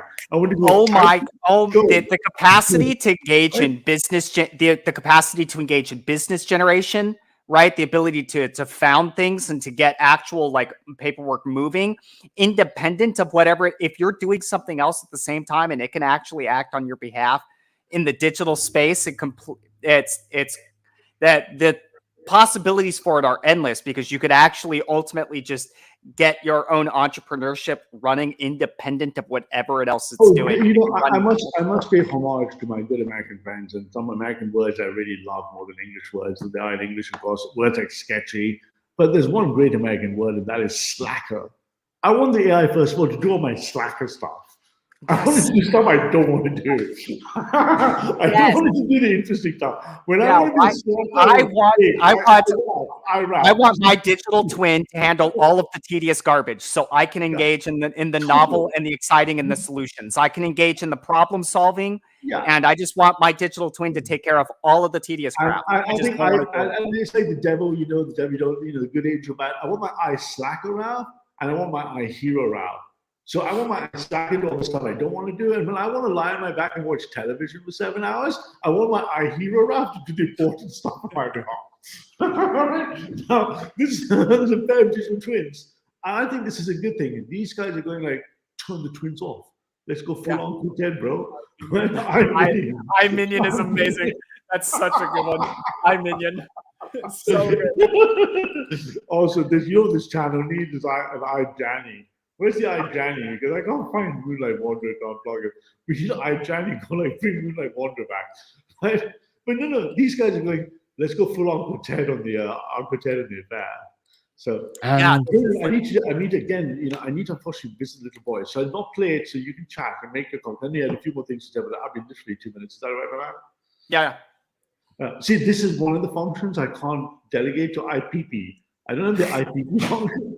If I have the IV function, IV is the Chinese version of IPP. If I have IV, that'll give me a sec. I'll be right back, bro. Okay.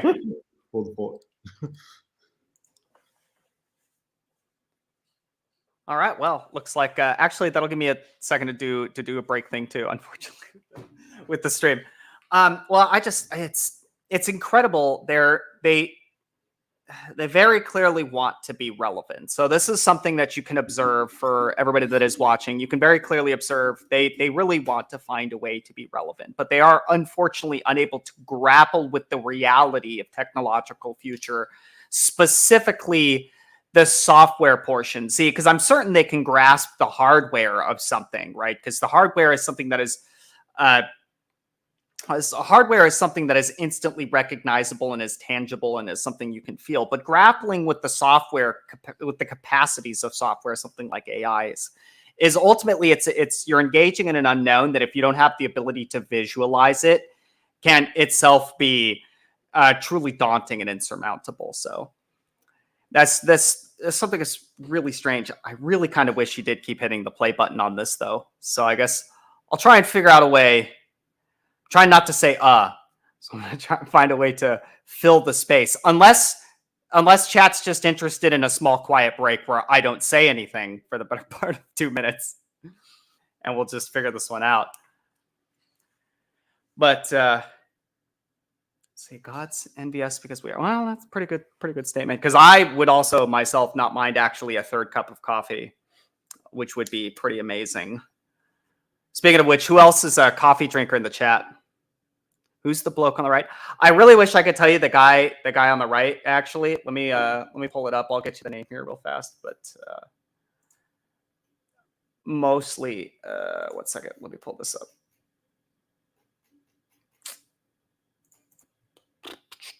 I will find you that information actually really fast.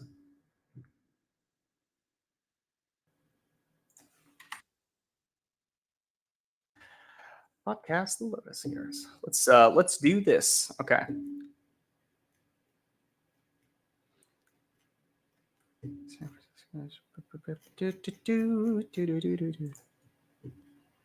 Man, I didn't even subscribe to these guys. I just don't think they provide any real value. But actually, it's funny.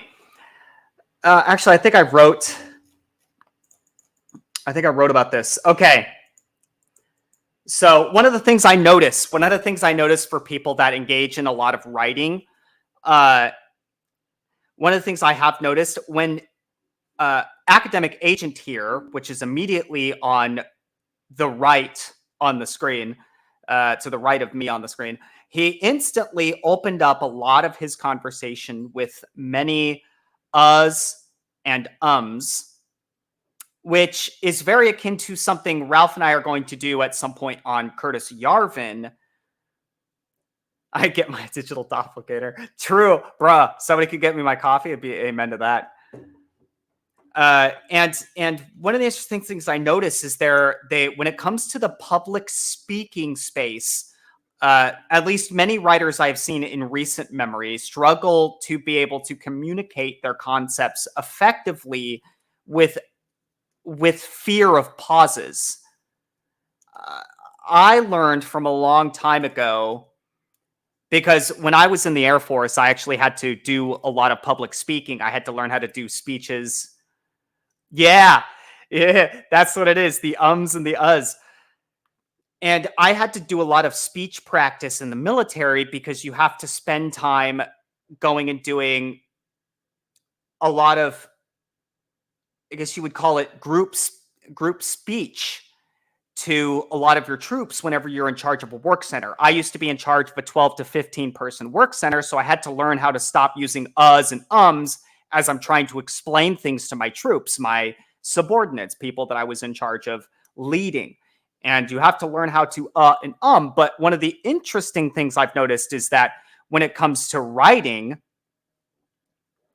the ums and the uhs, when it comes to writing, you don't have to worry initially about all of the pauses, the filling of the space in your mind as you're trying to collect and gather your thought. You're collecting your thoughts to communicate them. You don't have to, you can have that emptiness in your mind as you're collecting the thought because you aren't communicating it to somebody.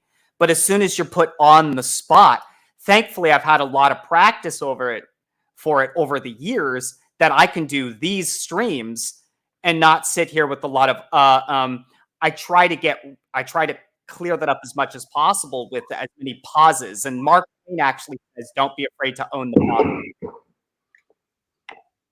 So I'm back. I was cheeky and I decided to get myself a little drink as well. Well, I need to make a refill of coffee as well, and I was gonna. But I just didn't want to leave the stream completely open, so I decided to fill some of the space talking about public speaking. No, they might just, the chat just will attack themselves or something. Make a coffee, bro. It's a little more fun on our way. Anyway, we can tell that hence I called it the reaction of the neo-Luddite reaction to this. You will have to do very minimal work as the person in charge, Mr. Blair, Sir Blair. He wants to introduce a digital identity for a digital age. Government should deliver a single digital identity, giving users visibility of and control over when and how their data is accessed and used, utilizing a decentralized model without creating a new central database that could be vulnerable to hacking or leaks. Okay, yeah, I'll believe when I see it. Well, that was his one great defeat of his years in power, the IDs. Yeah, well, and decentralization was a big thing as well, but that's gone poorly, hasn't it? And allowing people to use their digital identity to access commercial goods and services as well as government services, which, I mean, that is just the worst, isn't it? Do we think it's mark of the beast, isn't it? Yes. Do we think Tommy Robinson's getting a digital ID? Do we think he's going to be able to get flights wherever he wants? I mean, they literally deported him from a holiday in Mexico. Like, this is, and that just required his old-fashioned passport. I just want to back up a second. I was a little bit worried about the consolidation of all the pensions. And yeah, well, I mean, this could be coming to a state near you. You know, British pensions # managed by BlackRock. You know, because that's what it would be. Well, that's. I mean, they manage loads of pensions anyway, but that's exactly what it's going to be. And the reason that he gives for wanting to create, I mean, literally, it's called GB Savings 1. It's not even called the National Pension or something. GB GB Savings One, a £400 billion super fund in order to be able to more effectively reinvest the pension money. So it's all pure managerialism. But it's essentially saying we've run out of money and therefore we are going to take yours. We're just going to put a gloss on it. Yeah. It's just stealing. And that is why I've never put money into a pension, because I've always found it ludicrous that at some point before I hit 65, it won't be stolen. Oh, yeah. And this is it happening now. But they are all, I mean, to be clear, they are also then, and it will be somebody like BlackRock, even if it isn't them, probably will be, to be honest, because they do pensions. Yeah. They will then be, I mean, deciding, well, we need to put it into these kind of climate change friendly areas, or we need to put it into this woke organization. And this is how they end up getting funding for all their stuff, because they're controlling what is effectively your money. They're investing it on your behalf. How about an NHS that's not focused on health? That's not focused on just illness, sorry, it's focused on health. So the NHS will be concerned about your weight, for example. They'll be monitoring that, presumably with the chip in your skin and your digital identity, giving each person their own personal health account delivered through the NHS app, owned by the individual. You've got to admit, I'm sorry when you were able to come back, but you've got to admit there's this sort of poetic moment here where there's a bit of shuffling. They both look down. The chap, Dom or Dan, on the other side, drops his shoe. And the larger gentleman sort of looks away because, you know, no matter where it comes, yes, overeating is not just bad for your health, and morbid obesity back. Avarice and greed is a sin. So, I know goodbye Timmy in the chat, who's extremely fit, a ripped young man. Look at the thing, yeah. I mean, I know you don't want the eye to tell you. I mean, it's like, but like, bro, like, you should cut down on your pork rind, mate. Get some exercise. All the people. Yeah, I mean, anyway, sorry. Focus. Cool. Also, I love the owned by the individual, yet through their structure, through their infrastructure. Like, yeah, but the clue's in the name. It's the NHS app. It's not your data. Exactly. You didn't make the app. You've got no control of where the information goes. You just sign in. You can just view it. Yeah, exactly. You can just view it. Developing a new NHS. Yes, but you use your telephone, you use your YouTube channel, use your banking application. Have you noticed you're not stopping using that, using all these applications in this info ecosystem of applications? Have you ever thought for a second that the concept of permission and access and control is orthogonal at right angles to the application? Obviously, the young gentleman from Pakistan or Iran peers into outer space. Probably another sci-fi movie reference coming in. The other guy, good chap on the right, I think, he's a good fella. They're going to go, don't know if I have control of myself. And Carl's, of course, doing his stuff. Carl's like a teddy bear. Carl's a good chap. There's nothing wrong with Carl. He's going, yeah, but we don't. And the answer, my dear gentlemen, is really, really simple. It's reciprocal authoritarian rights. When I sign up to a service, I want the right enshrined by law that my data is controlled by me. Before the blockchain and those technologies, we did not have to do that. We now know how to do that, and that is coming, and it can't be stopped. So what you want is to ensure by political power, by economic power, social power, that those rights are enshrined. I know most of you, especially the Trumptonians amongst you in the panel, will go, what do you mean rights? There's no rights in Trumpton. Rights are a social construct. There will be no rights. No, rights are really important. The Orange Revolution was very clear about the matter, as was the English, the French, and American revolutions, even clearer on the matter. People like rights, and the rights to your data is something that you couldn't institute technically before. We can now institute it and guarantee it now, and therefore it's coming as long as those with the will to power want to be.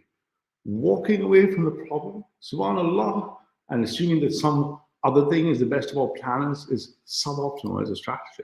Just cloud structure, so all the health data is held centrally within the existing systems, and turning the genomic medicine service into a fully fledged part of the health system, providing whole genome sequencing to all patients and supporting the move to prevention, well-being, and personalized care.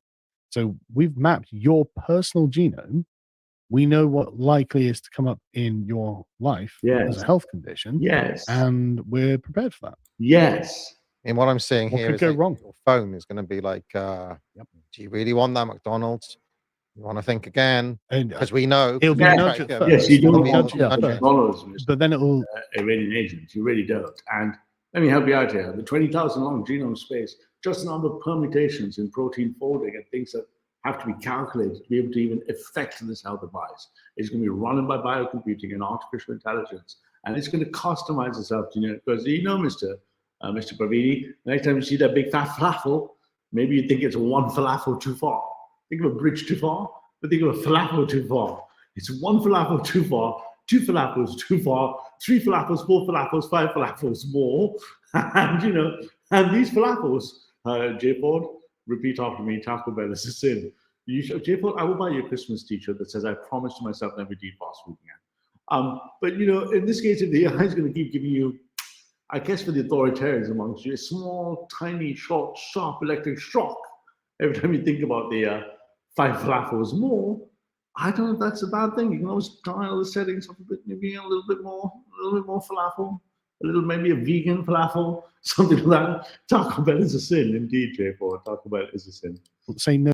The thing that for legal reasons cannot be called meat, but is somehow derived from crushed head meat masquerading as something from south of the border, is a sin. Rejected for it. So you've exceeded your calorie allowance for today.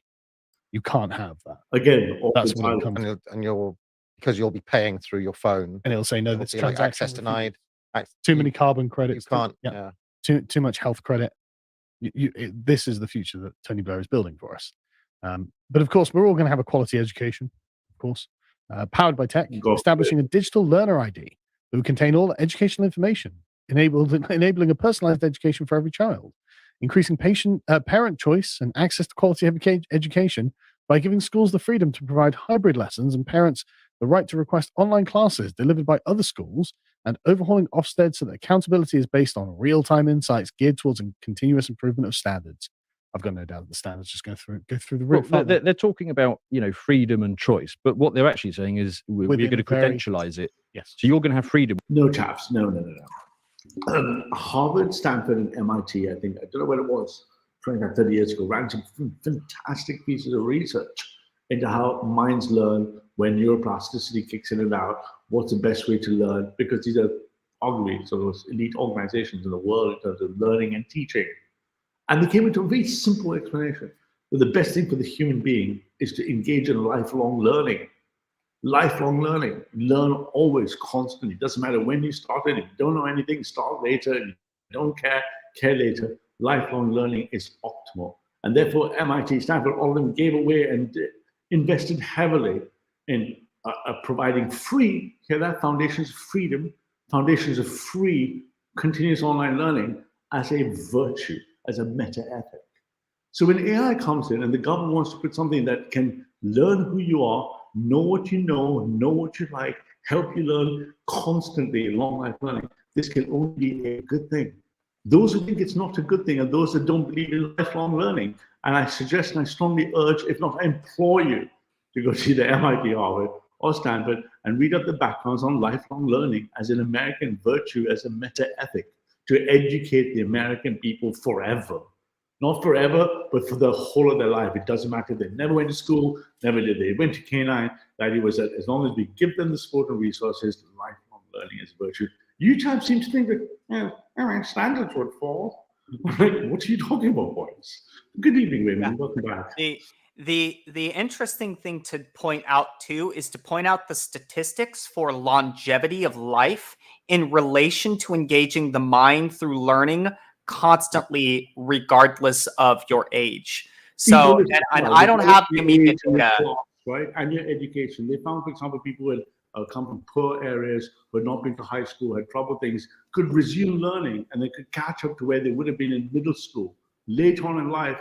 And then they showed that their health outcomes were stronger for coming to their middle age and coming to their middle, junior high and high school levels in their 30s and 40s was good for them. You're like, bro, that's a good thing. If AI comes in and then starts learning about you, tailoring what you want, understanding what you could be taught, knowing what you know, and helping you, why is that not a great thing? I mean, helping you here, right? That's a good thing. It's the expression of the human potential. It's the expression of the human potential to the max. So it's the maximization of your own potentiality expressed through learning. And would you not want to? So you would posit the question, well, do you not want to be the best you could possibly be? He's a hair girl. It's good to have everybody back. No, but it's almost like, isn't it like, back to the about the catchment, isn't it? Are you not wishing well for others as you would for yourself? Yeah, would you not want to be the best you could be? Right? Is it not, I'm going to dominate the masses, I want to be the daddy figure, ban them? Or do you want everyone to optimize themselves so that we can be a better place? Is this, people say, oh, that's cringe. That's what, get your fucking ass on and defend your case if you think it's cringe, right? Link will be open in a minute. I like comment snappers. But do you think this is a good virtue, a meta ethic? I think it's a great virtue. It's a great meta ethic, right? It's a, dare I say, a Judeo-Christian ethic, right? Like, I want you to be the best you can be for yourself, for nothing to do with me. This sounds to me like a very good meta-ethical stance for cooperation, for getting along in society, not subtracting from others, making others more positive. What's wrong with this? They seem to be like, I don't like this one. Maybe there's no control. It's nice to have Emily back. Within the narratives which we have selected for you. Yeah, you've got a very narrow range of freedoms. You can have options 1, 2, or 3. Yeah, I mean, it's not going to be a Jordan Peterson lecture. Yeah, no, exactly. Or one of yours, yeah. Or one of mine. Yeah, it's not going to be anything like that. And of course, they're going to bring about safer communities. So they're going to put prevention at the heart of policing. Yeah, and what I love about this. No, but it's also funny. You think that's why, sometimes once in a while I decide to drop it. So one of mine. One of mine. Fillet. Right. But the filleting notwithstanding. Okay. Oh, I want to ask Emily a response question to this, because I actually would agree that the best of you comes from the expression of that which is a part of you. Now, I am not expressly saying it's not the Warhammer 40K Iron Hands reference where the flesh itself is weak and I must replace all of the flesh with all machine. The capacity for learning would be the expression of that which is part of the mind can be the best expression of yourself, especially if we talk about coming from within. It's not a refutation of your own physical limitations. It's reaching them. It's just getting there. And most people can't do that. Young boy, Raymond, it was quite wise. It took me decades to realize what she meant. She said, "Good for the other person on their terms, not good for the other person on your terms." Mm-hmm. Yeah, Jay Ford puts it, optimization for transhumanism. Right? Yep. But it's a counterfactual selfish thing. No, I want them to be good in the way I wish them to be good, or I wish it'd be good in my meta-ethical. No. The way they need to want to be good and the way they want to be good is selfless, right? And it's counterintuitive at first, right? When I was younger, I was like, what is this crazy woman? And then they look like, God, she was actually right. It's like, I don't know. So yeah, I'm not against the idea of the being hesitant to the replacement of self through tech, right? But I am not allergic to the idea of tech as an expression of that which is me. Yes. So I had no problem if something was actually put into me that was for me and me alone. That was me personally. That, for example, would monitor my liver because make me a better. It's not that the tech is supposed to prosthetic me or synthetic. Yeah, because it feels weird to have the sort of the prosthesis as almost a facsimile of your the peak human, right? That's not. Yeah, that's like the facsimile is. I look at this way, David. I think my sarcasm will remain inviolate. I mean, exactly. You can chip away at me if you like, use a pun. I'm still going to be sarcastic, right? I mean, that's not. If you try to attack my sarcasm, I might have to write a strong letter to you, right? But that's something altogether. Oh, if Emily's anyone around, you know what? Screw it. Let's just there might be some dissenters. So it's always nice to have an odd dissenter. I like this. I'm more than happy to have this conversation. Do not bring up the Jewish question. Just let you know, guys, in case you all get excited. As soon as the panel opens, and they'll come. They'll come, yeah. Within 613 comments or less, it'll be good. But just in case, let's keep going. This bit is very, I would say, value-free, but it doesn't consider the ideology of the people involved in the system at all. They're going to put prevention at the heart of policing. That's racist. Develop modern and flexible workforce that will be diverse. Good luck tackling those criminals, ladies. Embedding a new focus on professional standards and responsiveness. Oh, yeah. Establishing a new national force to tackle threats that cross force boundaries. and require a strategic response encompassing counterterrorism, serious organized crime, and cybercrime, and using technology more intelligently to prevent criminality, including digital identity to tackle online fraud. I need to addendum on top of this one. I need to addendum on the top May of I this say one. one That's thing a, before you do, Raymond? Just one thing is, God bless Emily. Mosa went 109, 109, 100, and Emily said, "What's that?" Oh, bless you. I miss Lady Emily incoming. Good. Go, Raymond. if I may, Carl says this he immediately goes to addressing the criminality issue. He immediately goes, "That's racist." And I find that fascinating because is not the idea of allowing, especially if we deal with data, especially if we're dealing with data and statistics, and data says something that makes you mildly uncomfortable, and then you ignore that data and allow that data to then become statistically relevant in the space, is that not more racist to simply say, well, I'm going to live in an area that doesn't worry about this problem, but it's on you to deal with it yourself? Is there not an essence of sort of the superiority of myself expressed in that statement? That seems really disingenuous, and that really plays against his whole notion of fairness in the first place.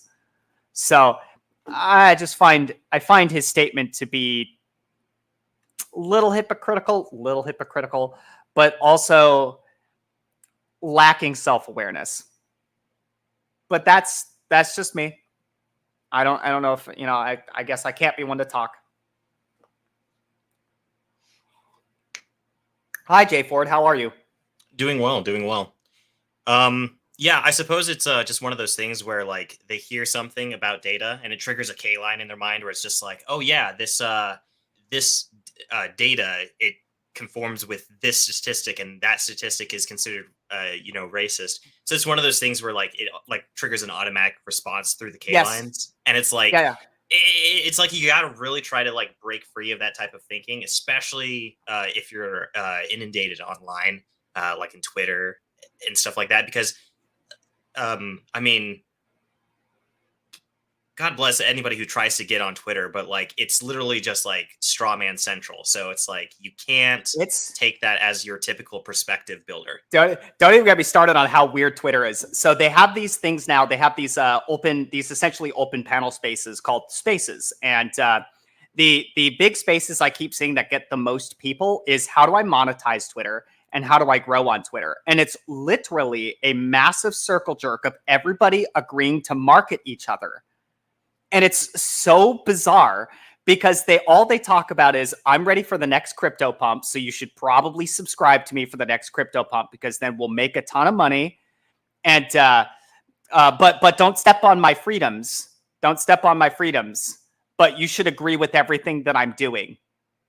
And it's a bizarre facsimile of them purporting. But I guess maybe that is what I am seeking. I don't know. I just found it strange. I found the whole thing because I struggle with the whole idea of marketing myself, and I find marketing to be almost slimy, especially if you engage in the knowledge economy and you want to talk about generating leads and then funneling people into what you would call a lead funnel, which allows you to then push whatever it is that makes you valuable to people. And it's a strange thing when the whole system is an expression of people self-marketing themselves as opposed to actually coming up with real solutions or generating what you would call real value, whatever that even means anymore in the knowledge economy. I just find the whole thing strange. So it's bizarre to me. Now, maybe Metal Carl is correct. I'm willing to cede the point. Maybe he is correct, and I'm just engaging in confirmation bias on Twitter, but I'm trying to engage in bridging epistemological gaps that are present in the discourse, and I'm running into a bizarre space where we don't really care about actually being genuine in our positions. We're just here to make money. So let's make this money together. This stuff, Raymond, there's a good difference between it. We've done even better research between epistemic chambers and echo chambers. Yeah, epistemic chambers are where you can actually use knowledge to break people out of falling apart to an echo chamber. In echo chambers, there's only a way back to an epistemic chamber, or they're stuck in the rut. I'll just be more based. I'll be more based. Seagull, seagull, frogs, frogs, frogs, frogs, frogs, right? And those people, new information has a correlation effect that's negative. It actually tightens their homophily. They get even more and more insane. I've been testing this on large chats recently. I've been going in, like I say, provoking with little images of black and white women getting married happily and watching, especially Eastern European wignats, lose their shit completely, right? And they start doubling. I watch a few of them peel away, where they go into a rational discourse epistemically, or where they say all blacks are X, right? Now, the ones who are in the stage where they can't jump from the echo to the epistemic chamber, you just play with them. This is gradually I began to mock them, because what else are you going to do? They're actually stuck epistemically. So you find yourself, the first thing you should do then is try to differentiate the pack. Which of the pack are actually capable, and peel them off. And you see very quickly they move. And then what's very interesting is they DM you and they talk to you. Then they jump back in and their behavioral pattern changes, because they now know that they are self-aware of their presence in an echo chamber. And there's a sort of digital, I call it digital sheepishness. A digital sheepishness that's in. And they realize, actually, I don't think based is actually that cool. I think I'm being a bit silly, a bit stupid. The ones who are in that other pattern, they're not going to get out until something happens to them, right? Yeah. They're literally going to sit there posting more extreme things to you, right? Doing a TXD for all X, where X is N, where X is, right? T and D, T. That's all they're going to do all the time, right? So I don't know if that helps. Hey, evening, Jamie.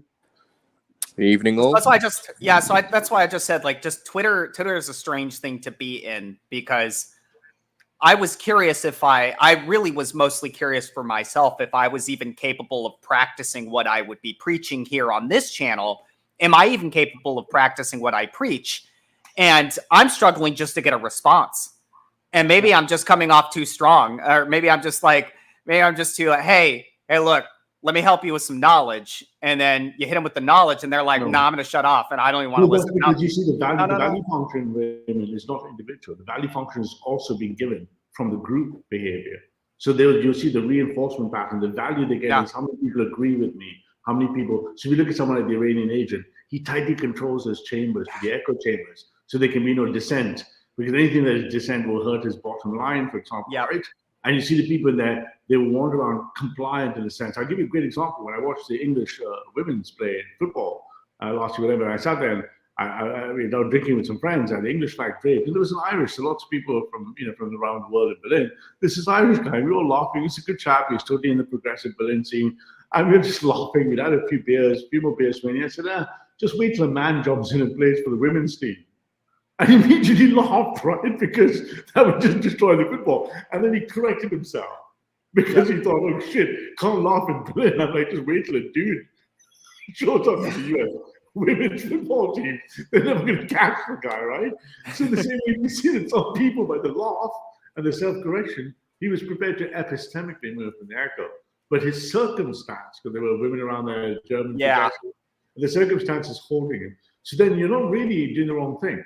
It's just you have to be conscious of the network model while it happens, right? And you can experiment on the primates. It's good to experiment on the primates, I think. I'm trying. Lady Carol has joined. Sorry, go ahead. I'm trying. I'm not very successful at the moment, but I am trying to engage and see if I can actually. I have found I get better engagement if I engage in the cultural space. So if I actually just provide sort of off-brand cultural responses that are more like, what's your favorite piece of art? And I point out something more like Frederick Edwin Church. I get better responses than just going to the consensus positions of, the Statue of David. That everybody's like, okay, I'm used to the Statue of David. But then you go, hey, here's some Frederick Edwin Church, and people go, oh, that's actually not half bad. Yeah. I find I get better responses just by engaging in the cultural space, talking about architecture and talking about art and imagery. It's weird. Unfortunately, the comments survivor. I wonder what that means. It says, mercy, enough of the high-pitched yank, he says. Always welcome to jump on and lower the tone, so to speak. I mean, he's been giving me crap since he joined the chat, and that's fine. If he's gonna provide something of substance, then just provide it, and I will engage with you. But you don't have to sit there and just be angry at me. Well, it reminds me when AA, came to this channel once and had a bit of a spat with you, Ralph. And just insistent that it wasn't emergent. It's all like elite theory. Yes, well, that's really not worked out very well, has it, with the whole populist thing? We actually have the clip where he says, well, when the populist revolution does come, and I think it will come, we stashed that clip for later. It makes a bit mockery of his own book, right? But that's okay. I'd say it's all in good. It's all in good fun and stuff. Being right or being wrong is not as important as taking the piss out of people, right?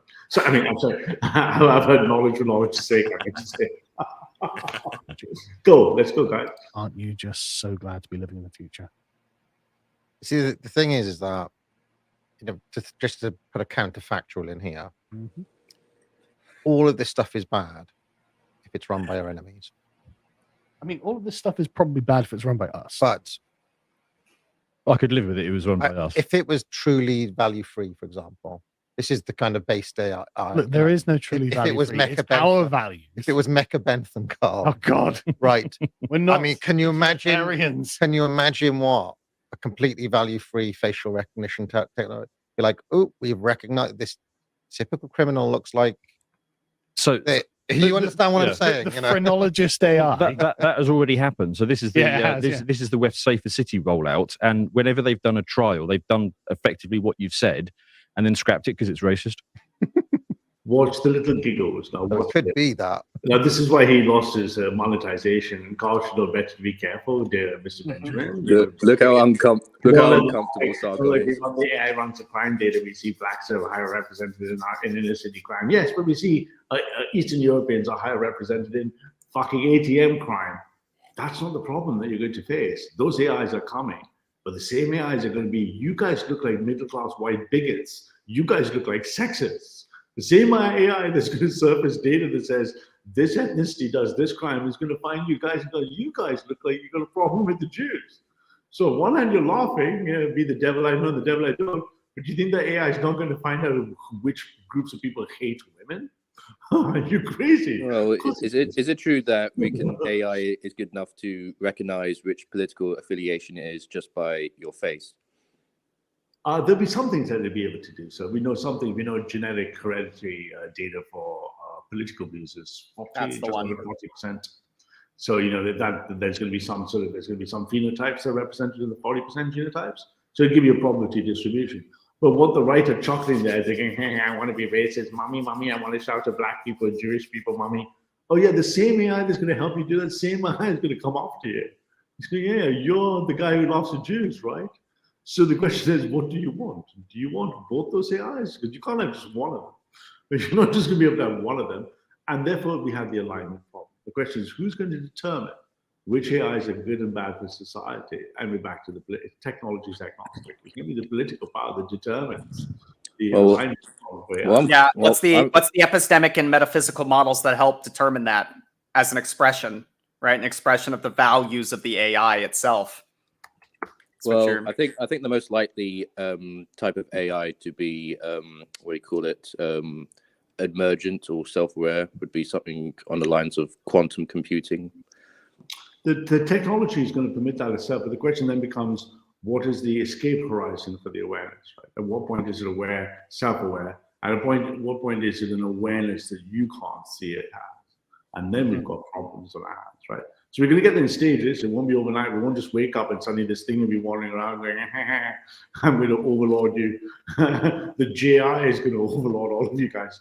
That won't happen without well-defined technical benchmarks en route. But this idea of someone giggling that the AI is going to be on my team and not your team is just stupid. Right? Do you think the left are not thinking about the AIs? Do you think they're not writing just models after models on algorithmic justice? Yeah, you should be wanting that power if you're going to have AI get integrated. You should be wanting that power so that AI can express you, instead of the other way around. And if you so-called purport, right, to be pro virtue, then you should seek power to express that virtue. To just run around waxing about the virtues. Oh well, back in my day we weren't like nah. That's a cop-out. That's coping. So go huff some more copium. Thanks. But Carol, you and I and all the little children in the Potus can go to a picnic in the woods and there'll be no AIs because there'll be no electricity, right, Carol? That's the master plan. It could be. I'm just saying. How did the AI turn out to be a bunch of old right racists? Yeah, we just need to turn down the pattern recognition a bit. I mean, there is this kind of weird alternative universe where digital ID actually completely solved illegal immigration, and reduces crime to almost zero. It's not going to happen. But anyway, moving on. Right, so they've got a decade of electrification. Of course, everything they want, and they literally say all crucial infrastructure. They want it all to be done by renewable electrical generation. Now, that you might think, hang on a second, what's wrong with that? Well, it can be turned off, right? When your car is full of fuel, that can't be turned off. What? The electricity board can be denied to you from your chip. Everything will be literally triangulated in an insanely complex system that can be triangulated exactly on you at all times. That's why that's bad. And of course, the final thing is they want a better relationship with the EU, which basically means voluntary alignment with EU regulations on goods and regulatory equivalents of sanitary and phytosanitary measures. So basically, whatever the European Union says and does, we're going to make sure that we do it because we want it to be part of the European Union anyway. So all of this is moving the decisions as far away from the populace as possible. Yes. We don't want them to have any delusions. Yeah. And then we're going to say that they're free. Yes. They're free to choose from what we offer. A range of options that are never going to change. Okay. I just have to wait in here. I mean, riddle me this. You spend the entire time writing content, reading Carlyle, the long read into pointlessness, where all you do is prescribe authoritarian theories that are anti-liberty and anti-libertarian and anti-liberalism. And here you are, looking at the face of the inevitable and going, I don't know, what do you think it does for liberty, bro? I'm like, wait a minute. If I audit your content, it would take no time because there's absolutely everything you're writing and screaming for is illiberal. Which is it? Do you want liberalism or don't you want liberal values? Do you want freedom or don't you? It looks like they're not sure. It looks like they want freedom as long as they're in charge. But it sounds to me like oxymoronically weird, right? It's like, it's back to the whole thing, Ray Minister. I want to be Papa, right? I want to be the daddy figure, right? I mean, that's what it is, right? I'm not tell me if this sort of makes sense. It's probably coupled with the fear of persecution of like the power structure that be, because they see the power structure that be, and they know that they would be stamped out from it. So they're just like, okay, well, this is going to give us less room to maneuver. The thing is like, as it gives you less room to maneuver independently, it means that you're going to actually have to engage more politically. You have to engage in it less of a hobby side. You have to engage more seriously and less on this, nonsense function. Absolutely. I mean, I hate to use language for left when I speak about them this way, but they're going to be disenfranchised. Right? They're literally going to be marginalized, right? And the only way not to be marginalized by this new world order would be actually engage, right? To be demarginalized, to move to the larger sense of the page, right? To literally the marginalization, postmodern thinking. I'm not going to be at the edges. But it looks like they're the edges looking, going, I don't like this because I'm going to be inevitably marginalized. And you're right, they will be marginalized because they're not engaged in it. And they don't wish to engage in it. They're not looking at political theories, economic theories, social theories in it. First of all, because they can't and they don't want to do the homework. Right? But they're not really engaged in the space at all. They're not relevant to the conversation. The conversation is accelerating ahead of them, right?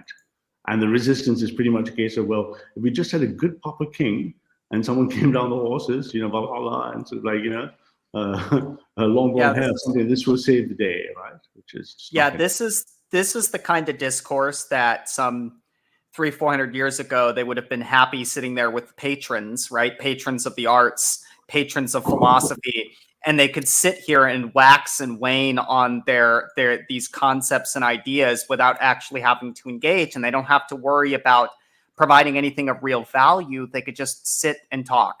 And this is the kind of behavior that you observe as you observe this old school patronage style philosophy that is not going to be able to contend with the 21st century in tech as it currently stands. They already can't contend with the system because the system demands their interaction. I told you ahead of them is racing ahead of them. And again, we know because of what the things we talk about, their ontologies are just mismatched. They don't have the correct language. They can't describe the problems correctly. They couldn't describe identity, privacy, security, access. They don't have the fundamentals. They don't have the periodic table, if you like, of these concepts. And the fundamental epistemic principles that are all network-based are alien to them. When they make network-based comments, they sound silly. right? Look, Blair might be competing and collaborating the left and the right over this. It just sounds silly, right? Your network model is just meaningless, right? Those statements are truly value-free, if you like, to be a total bitch. But those are epistemically value-free assessments, right? And the question then becomes, so what is your role? Other than drinking clubs, so that's fine. You can have your wingdings events and all, sort of group huddle around 17 white men and a cat and a statue of David and stuff. But England is sinking. The United States is under attack. And, to those think that those things are worth fighting for, then these aren't going to provide you anything, right? I mean, they're not. I mean, that's my assessment. That's why I spent almost no time listening to anybody, to be honest. Except this was very cute. This was very cute. Restrictive. But yeah. This is the true rule by the managerial expert class. Yes. This is the full spectrum managerial cyber technocracy. That sounds like something literally being laid out by the Tony Blair Institute, and I think that they're serious. Sounds like a Predator film or something. So prepare yourselves for the future, because the Dark Lord Tony Blair is probably going to bring it about. It's actually there was a book called the new Utopia, or Utopia by so sick of the word utopia. I know. It was Francis Bacon wrote a utopian book. I forget the name. I was just going to say, is he going to look longingly into space and pick his favorite 14th century Italian pontificator to tell us about the future? But he went to Francis Bacon. I think, okay. They are deeply trying to sound as eloquent as possible in their language. They really want to be catchy with it, right? They want to catch the ear with so and that's one of the interesting things you can notice about a vast majority of what's the word punditry. A vast majority of YouTube punditry and sort of the internet punditry is searching for the labels in the language which sounds eloquent, almost as if they were writing a 14th or a 15th century novel. It's literally the yearning for the oratorious of a time that's 200 years old. I wish to be the speaker. Oh, you, dear sir, say something, doth thou say something intelligent. Unfortunately, the technocratic age is high-speed geeks who are constantly egolessly error correcting. Geeks are very good about error correcting. I'm wrong, you're wrong. I'm wrong, you're wrong. I'm wrong, you're wrong. Let's go. It's not like iteration. Speech. No. Hey, bro, did you fix the protocol? How does this work? No, what I'm going to do is pontificate on the merits of the. Don't pontificate. I mean, fix the code. That thinking, that speed, that technocratic humility is lacking. Yeah. Right? The army would teach that, Raymond. The Navy, the army would teach that humility. I mean, shut the fuck up and give me 20 or peel the potatoes. Just don't think peel the potatoes. Yeah. I want to give you a speech about the potatoes and the potato peeling in the 14th century plains of outside Bratislava. No, peel the potatoes, bitch. That's not there, right? The ethos is not there at all. So. Yes, and that the important thing to understand is that you can get to the eloquence in the language, but you have to understand that the eloquence has to be independent of your ideological presuppositions. It has to be fundamentally engineering, and you can be eloquent in engineering. You can be eloquent in engineering. You just have to be willing to do the heavy lifting and do the research and practice. The thing that these guys, I bet you, do not do is they do not spend time practicing what they would say in a conversation. And they would struggle to even communicate what they would normally type. They would struggle to communicate that outwards into the ether, let alone be able to come onto a podcast and speak. I think the question is inverse. To me, it's more like, what's the counterfactual that breaks it in terms of the oratorious, and that's it. How do you deal with adversity? The first criticism: do you fold? Do you run? Do you cry daddy? Do you say block him? Don't let him into my group. The first test of whether you have Entschlossenheit, right? Resoluteness in German, the Heidegger sense of the word. Are you resolute under criticism? Geeks have to be resolute under criticism, right? Because we have no choice. The science is the arbiter of what is right and wrong. I don't care who you are. I care what you wrote on the whiteboard, right? I mean, you can be whoever you want. You can be big, fat, short, poor. What's that on the whiteboard? And you learn very quickly that the whiteboard is the arbiter of your humiliation. And with your humility, you improve. In this case, the oratorious is the mirror symmetry of the opposite. I wish to don myself in the big silver, the coat with the embroidery and the gold. Josiah, I will pontificate, says Curtis, about poems and obscure writers, and you're like, yeah, thanks. yeah. And then ends up conflating like Queen Elizabeth I with Hitler. I don't know how he did it. It's incredible how it just came out.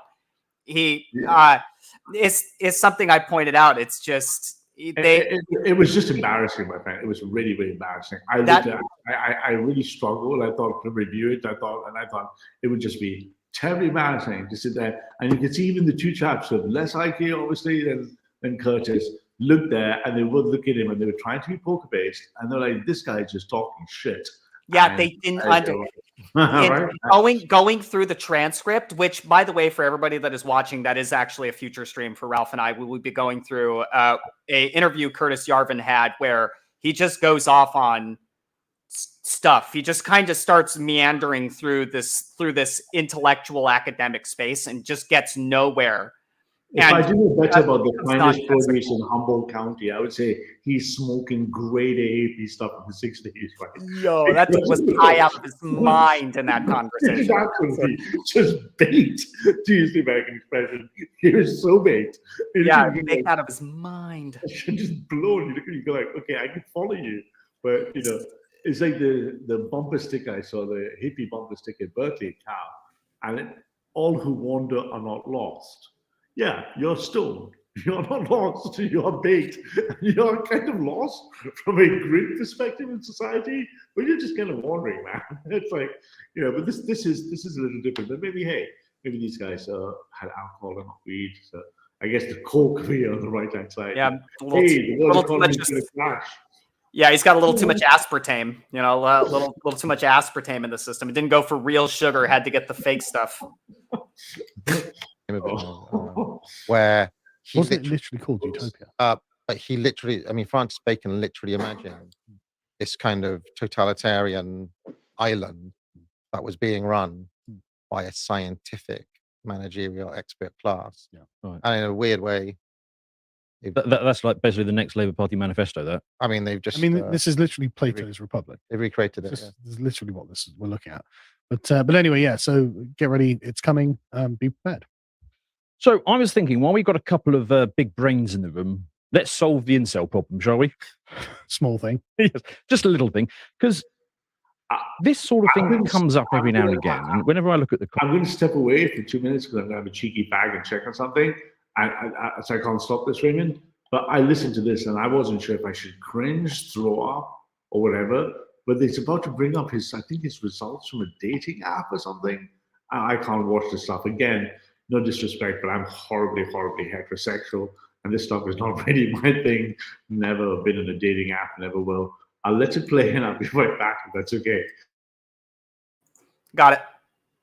Comments. I'm always being told that that you don't understand, Dan, that the dating scene today is absolutely cancerous. Probably is. Yeah, well, yeah, possibly. But I thought, that's a bit of cope. So what I did is I set myself up with a Tinder profile, and I thought I would investigate. Your wife was thrilled at that. Yeah. Oh, darling, well, I'm just investigating the dating world. She's used to me by now. But so I set myself up. I went to the effort of writing myself a nice profile as well. So I took the whole thing sort of incredibly seriously. I'm a dissident rights content creator committed to the overthrow of the globalist managerialist parasite class for a return to more traditional values. Yeah. I require intelligent conversation and not a fat. Yes.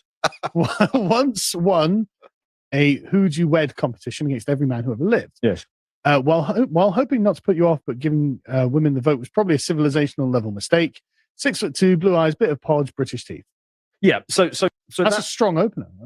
I thought that was good. If you're a woman on a dating app, you go, okay, well at least I remember this guy.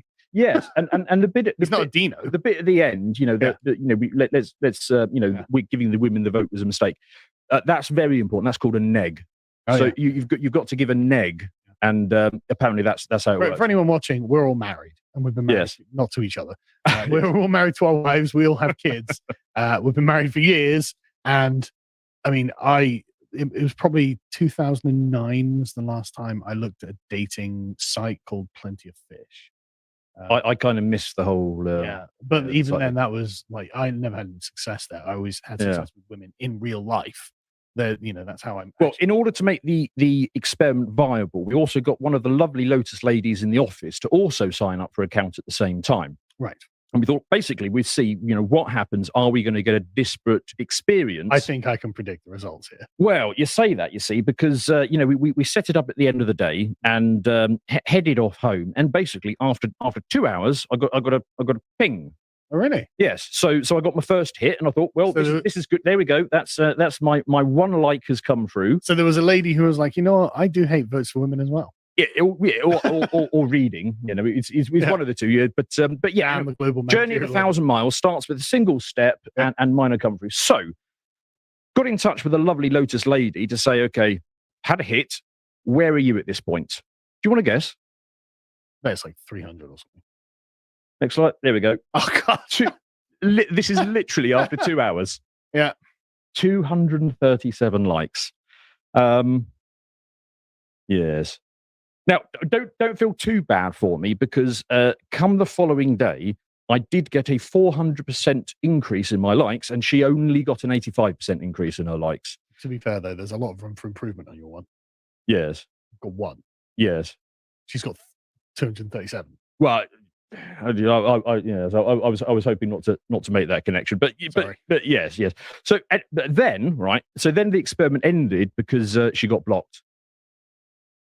Yeah, she got blocked the following day, and I think it was because we didn't want to have to sit there and go through them manually, so we paid the £15 in order to see straight through. And I think they were so put off by a woman actually paying for dating that they thought that she was a fake, and they kicked her off. Really? Yes. Who Tinder did? Yes. Oh, right. Yeah, they blocked her out, so that didn't work. But you're not a real woman because you paid Tinder money. Yes. That's an amazing algorithm they've got going on there. Yeah, it's probably true most of the time. I'm sure they're going to arrive to the point at some point. I watched it the first time. I kind of half walked away. I didn't even know what to make of it. So he basically is. He tries to get a girl and he gets lots of likes or something. And I don't know. I find it all just really startling. They're not proving anything. This proves nothing. This is a massive nothing burger. This is actually negative information. I actually know less now, and I'm pretty certain this is impacting my IQ just listening to this. Actually, if I start slurring my words, cut me off. Yeah, I mean, swipe left. I mean, women are now digital. I talk to a woman. Is that a crazy idea? Maybe listen. I don't know. Listen to the woman. Ooh, I sound progressive here. I don't know, man. I don't know what this bit was. I was like, I don't know why. I think maybe they went out drinking and they got their rocks off or something, and they thought maybe, we're out with the boys. I mean, if they come up with a point, I might be interested in what they have to say. But honestly, incel discourse is completely just. It's full of straw men, and it's full of very unuseful and unserious conversations. It's either men complaining about the state of the dating scene, which there's reason to, or it's women complaining about men.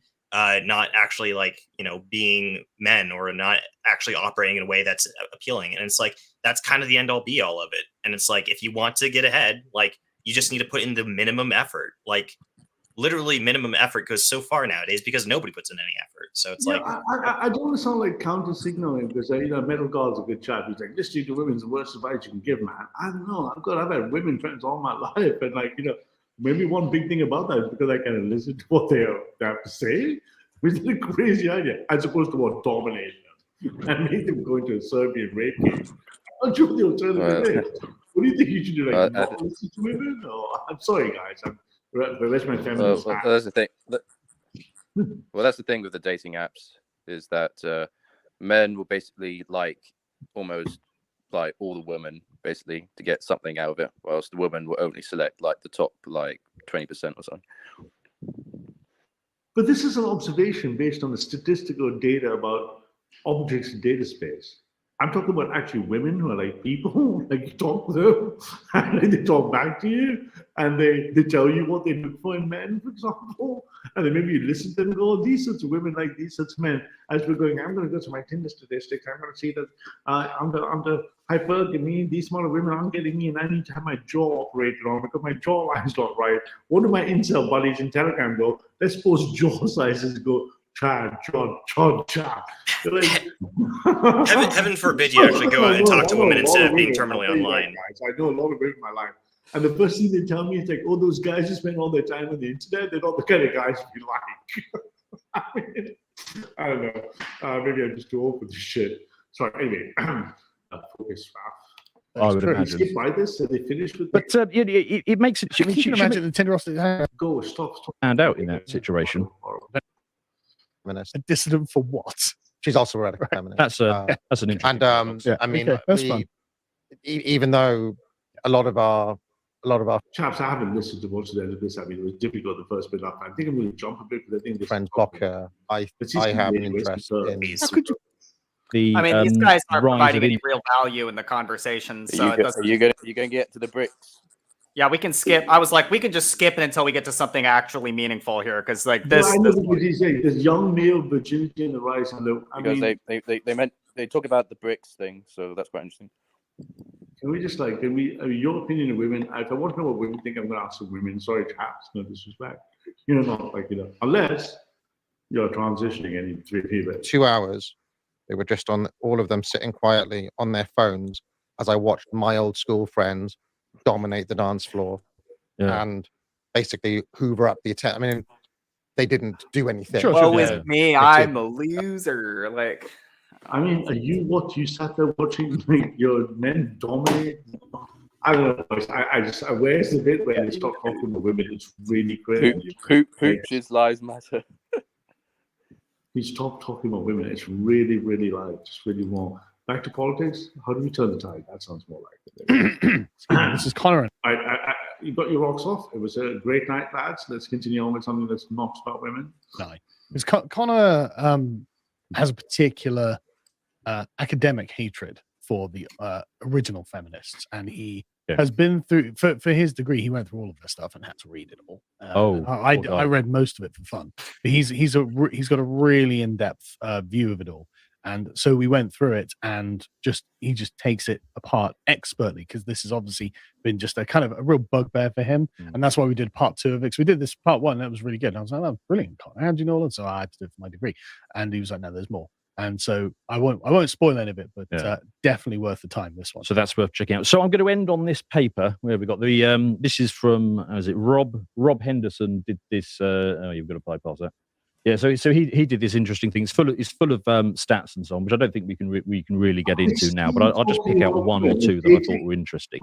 The striking one for me is that one in stop it. It's really trivia. Really cringe. Know this stuff. Right, so I mean, if you this foundations of fumbling around women's bras. What's this course? Foundations of fumbling. What is this one? The trivia. Oh no! I think this is a start when they talk about bricks. So he's just obviously. Okay, so good. So it's not. So they're done with the foundations of fumbling. It's not. If you're ambitious, you get this for your 12-year-old, and if you want to talk about progress and decline. If your 12-year-old can do my trivium, they're up to speed with where like a kind of public school boy from 1912 would be, or something like that. So, I've tried to. Obviously I need to make a living, so and this is the main way I do it. But also, like, of the thousands of people now who've done these courses, it's helping basically fill in what our education system is not doing not doing for us. And I have known people, funny enough, about the dating thing. Somebody did the trivium, foundations of writing in particular, and it said it helped me get a girl because she wrote to him and said it's refreshing that somebody was writing. This is a thing. Okay. So, pause it for a second, because I have a great point here. Well, I'm not. I have been digging a bit into understanding the digital economy, how the digital economy actually functions. And essentially there's like 3 primary ways you're going to be making money in the digital economy. And this guy actually, weirdly, he gets it. But the problem that I have with it is that it's slimy. And this is a very frustrating thing. When you engage in the digital economy and the digital economic space, this I have thought is really strange. You're either engaging specifically in just marketing, right? You're just engaging either strictly in marketing or attempting to sell some sense of value in what you know. And he actually nails it. He puts a facade of what he knows, right? This is a fascinating thing. And then he can just charge whatever he wants under the impression that he's actually generating value. You see this in multi-level marketing. People say, here's a new idea. You can make internet videos that get you ad revenues by just taking other people's content, putting nonsense over it, and selling it. And the same way he's doing this at a dressed up, shall I say, tarted up. Yes. Way of saying, like you're really going to get the trivia to those who don't understand class. Especially when he targets on like the children, saying like, "Oh, your 12-year daughter, I got the secret information that they need." It's frustrating because I've looked into digital assets and the digital space as a means of generating passive income, so I don't actually have to work as much. And I have found that all of the digital asset space is this slimy sort of off marketing, be a middleman and don't actually make anything of real value, but just direct people to things of value and suck value out of it. But literally, I think it's more to get other people who've got actual expertise in some subject and some vertical to put it together. And he's then the transliterating salesman of foundations or whatever, because it's called the template. And this is masquerading as knowledge, as opposed to going to the correct virtuous position, MIT Open Learning, Oxford Open Learning, where you can get the real stuff for free and you can be structured with it. No reciprocity. All you have to do is commit to go through these courses and you get this. And I can understand that, okay, maybe you don't have it in you to produce your own stuff yourself, fair, square. But to kind of like sell it, like to kind of produce a cachet value for it, I find it's fundamentally ugly and anti-education. Teach everything you know to anyone and learn humbly from those who can teach you is the only rule you need, right? Share anything you know with everybody and learn humbly. It's the ethos you should put. In this case, more like, I control this little marketplace and I put these little things. I got foundations of fumbling for people who want to learn about dating, foundations for falafel, foundations for futurism, how to screw up the rest of your life. I want to package these little nuggets of wisdom. I find it just ugly. I don't know. Is it just me? Am I just?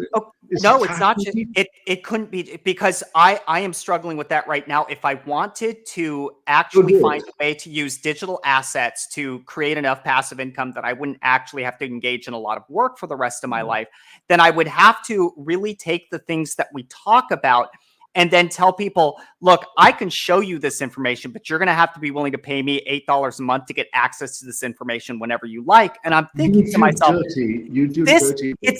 it's completely contending. And I had a conversation with a couple of non-believing friends earlier today about this, because it's contending with my meta-ethical position, my virtue position of doing something that which is not essentially being deceptive, right? I'm trying to be anti-deceptive and generate some wealth and value and income independent, right, from engaging in this sort of like disingenuous space. And the response I got was, well, the easiest way right now to make money in this economy is to cheat. It's not only cheating technique. What it is you're becoming the ultimate middleman where there is no virtue in the value chain. It is a value chain, but it is not value free. It is virtue free, right? You would be more noble if you went there and you stacked shelves for $8 an hour. That would be noble, right? That would be far. I have much more respect for someone who went there and got only linear money for his time. He did manual labor, but what he did was a virtue, right? He was in a Maoist sense. He was literally in the field, right? That's virtuous. This is not virtuous. It might be, hey, it can be in my penthouse. I went from zero to a $23,000 a month income by sitting here in Hawaii, in Dubai. But what I did was I took videos, patched videos over them, put ads, and I got other people to go farm fishing for email addresses. I look at them and go like, Faust covenants. You just sold your fucking soul to the devil, my man. And that's what you just did, right? You're living a hollow life. And good on you, que sera, sera. But don't touch it, right? And it's strange because I would like to actually genuinely have some real passive income that I can actually take my foot off the pedal. But then am I willing to sacrifice my own virtues as an expression of that, generating that value and that wealth? Or would I just be better served not even engaging in this space in the first place and just saying, I need to start a real business? You'd be better served, my man, going to Costco and taking the humility of that position and speaking to the average man and wanting less, and then using that position of where you're in Costco to go, right, the fact that I put myself in the Costco position is I've grounded myself in a virtuous existence, and from this I can go up. As opposed to slithering, sliding on your way, going, oh man, $14.99, $11.99, promo code 123, promo code ABC, promo code DOREMI. You can buy something I didn't make. I'm trying very hard to use expletives, but let's just swear a lot right now. I'm not going to. But nevertheless, apparently J. Ford has said he has reviewed the trivia and has found it wanting. So good man, Ford. Yeah, so it's not going to guarantee Zoomer saved. One at a time. And I know disrespect, Chapel of Right is completely harmless, but he is setting goals. I find that one because I do know that the horses and views of people to tribe. I do find that one particularly interesting. People come up to me because every day I get a little thing, hey, how's your digital assets doing? Do you know the world economy is going to collapse? And I'm like, my first question is usually, are you Nigerian? And usually they're like, no, bro. And then they leave very quickly afterwards. I'm like, why are you trying to sell me fear mongering? You're not selling me anything. Before you sell me anything, you're selling me fear, right? You're selling me pessimism. I'm not interested in your pessimism or fear. The same with this idea of selling someone something that's, I don't know, can they get us women and off gold and what else have they saying got? that, but Yes. more likely, if you're at university or something, if you're a student, it should help you at least, at the very least, state your essays. With an outside chance of tail. With a very distant outside chance of some tail as well. Yeah. One confirmed case is good enough. Okay. Right. Can we get to the video then, please, John? Oh yeah, by Prophet of Doom as well. Yes. When is that out? Is that out? I think that is out at the end of the 5th of September, which is next week. Okay. So if you put in a pre-order now to Amazon, or If you pre-order my book now, The Prophet of Doom, you will find it no doubt uplifting. I mean, Pre-order is so goofy. Pre-ordering a book is so goofy. I don't know how the irony is not lost on him about how goofy that is. I want you to prepay for something that you can't actually have. It's actually, weirdly enough, the video game space is doing a lot of this too. They do something called early access, where you get early access to a really crappy alpha version of the game. And then they just spend the next 2-3 years building it. I want to do this, but you forgive me, my brother, if I do this. But I'm sorry, it is a lewd gesture. Lady Candidate Emily, please, I implore you, shut your eyes. But we haven't considered pre-ordering this. That's what I'm saying. It's as horrible as that. Pre-order what? I can't do it anymore. Yeah. Let's go. Huh? buy it there, you should get it through the. Some people have, I think, already started receiving their copies, so okay, it's kind of out basically. I just want to say one thing I really like about Evola is he looks like an actual vampire. What's funny is that I got this when I got my author copies. My wife picked up this book and she looked at them. She was like, "What is this? Is this like a tea party from hell?" And I said to her, "Who out of all of them, who would you go for a tea party? Who would you invite over?" And she ended up saying Toynbee because he just kind of looks like a little old English gentleman. And that's what he was. He was little old. It wouldn't be Carlisle, would it? Yeah. Look at Evola and Speng. Yeah. That look like actual monsters from Frankenstein and Dracula. Yeah, literally. Yeah, literally. Anyway, right. Let's have a look at the video. No, we're not. No, we're not. We have decided. No. Before we get back to the politics, I must beg to disagree. No, the moment where the man does the following thing, the moment the man does, and this book I'm referring to, and then he physically pulls up a copy of the book, physically pulls up the copy of the book, holds it beside him in a kind of like a sort of giving gesture, right? Me and my book, right? That thing, that physical sign, I'm going to have to stop this, and I might have to just present once more. I'm someone who love all the internet characters that we have to come across. It's almost like I was trying to save the West somehow, and I'm trying to save the West by something like this. When I show up, I took that picture, by the way. I'm showing up and I'm going, "Hi, my name is Claire, and here's my book." I immediately, I don't know, maybe it's a point of principle here.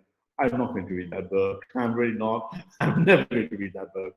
And the same way, don't pull out your book. And no one pulls out their book like that. It's just, gosh, can we get back to politics, please, chaps?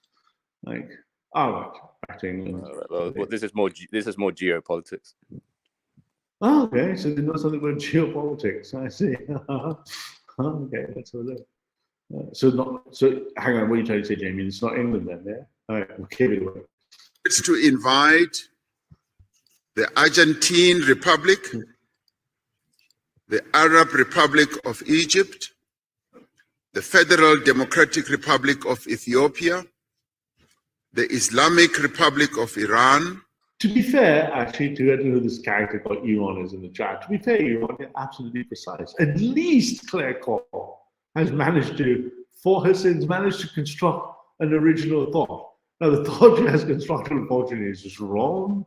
Subhanallah, may Allah forgive her for blasphemy against the Holy Quran. But nevertheless, at least it's freaking original. At least secular Clarism is like nothing we've ever seen before. But peddling friggin' my Cliff Notes guide to Machiavelli is not, right? So just anyway, you're right. Good to see you on chat. He keeps making insightful comments. The Kingdom of Saudi Arabia and the United Arab Emirates to become full members of BRICS. The membership will take effect from the 1st of January 2024. It's official. The world has changed forever. A new conservative age has officially arrived, and it happened officially just now at the BRICS Summit. Hey, gang, it's me, Dr. Steve, your patron professor, here to help you think better so you can feel better in these crazy and turbulent times. So if you haven't already done so, you know what to do. Make sure to smack that bell and subscribe, and also make sure to share. I used to follow this guy too. I used to unironically follow this guy too. And I know this. This was like a real grift. This dude had me like for the first, like the early part, the late part of like 17, 18, 19. This dude had me. I was like, this dude is legit. And then I realized, no, wait, he's just selling me crap. And he's not actually giving me anything of any real value. And when I finally caught on to it, I was so upset with myself that I even. Man, that moment of wisdom, that epiphany, right? Then don't be the other guy on the other side of that relationship by doing the same thing with digital assets, right? Yes. Yeah, and that's the thing. The other guy goes, I am aware of it. My God, I bought Raymond Harrison's course on Ray's remarkable rodeo techniques. And after paying $14.99 for Raymond's remarkable rodeo, I realized the only thing I would even try to sell is the concept of being able to bridge the epistemic gap in a conversation. That would be the only thing I would even remotely attempt to sell, because it's a bloody solution to something. It's at least trying to fix a problem instead of rehashing somebody else's ideas. Yeah, you know what to fix the problem. Do you know what to fix the problem? Selling pillows. Selling what? Pillows. Yeah, my pillow. Pillows. I was like, whoa. Yeah, buy my pillow. Yeah. Or OxyClean. Buy some OxyClean. Hey, what's that guy's name? Doesn't that the guy who does all the power protein shakes? Oh, yeah, they're all just.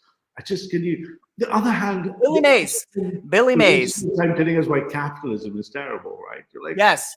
Like, because it's so slimy. It's so slimy to just be spending your entire life just being a marketer and being a digital marketer and just trying to sell people crap. And you don't even believe half the crap you're saying. You just know that you're trying to make a little extra money by convincing somebody else they want something they don't actually need. Mad Men as a television show is amazing for pointing this out. And it's even shameless about pointing it out that, hey, look, we get that this is what advertising actually is. I remember arguing with my missus in Los Angeles, and she's doing all the Apple stuff. We like that. I was really grumpy because I kept losing in speeches to these hustlers in Venice. And I was getting better. I was like trying to figure out that hustle move, right? And I was like annoying it. And we had the bar one night with her friends. I was like, what do you guys sell for Apple anyway? What he said, she's telling me, we sell stories. And she's right. They don't sell stuff.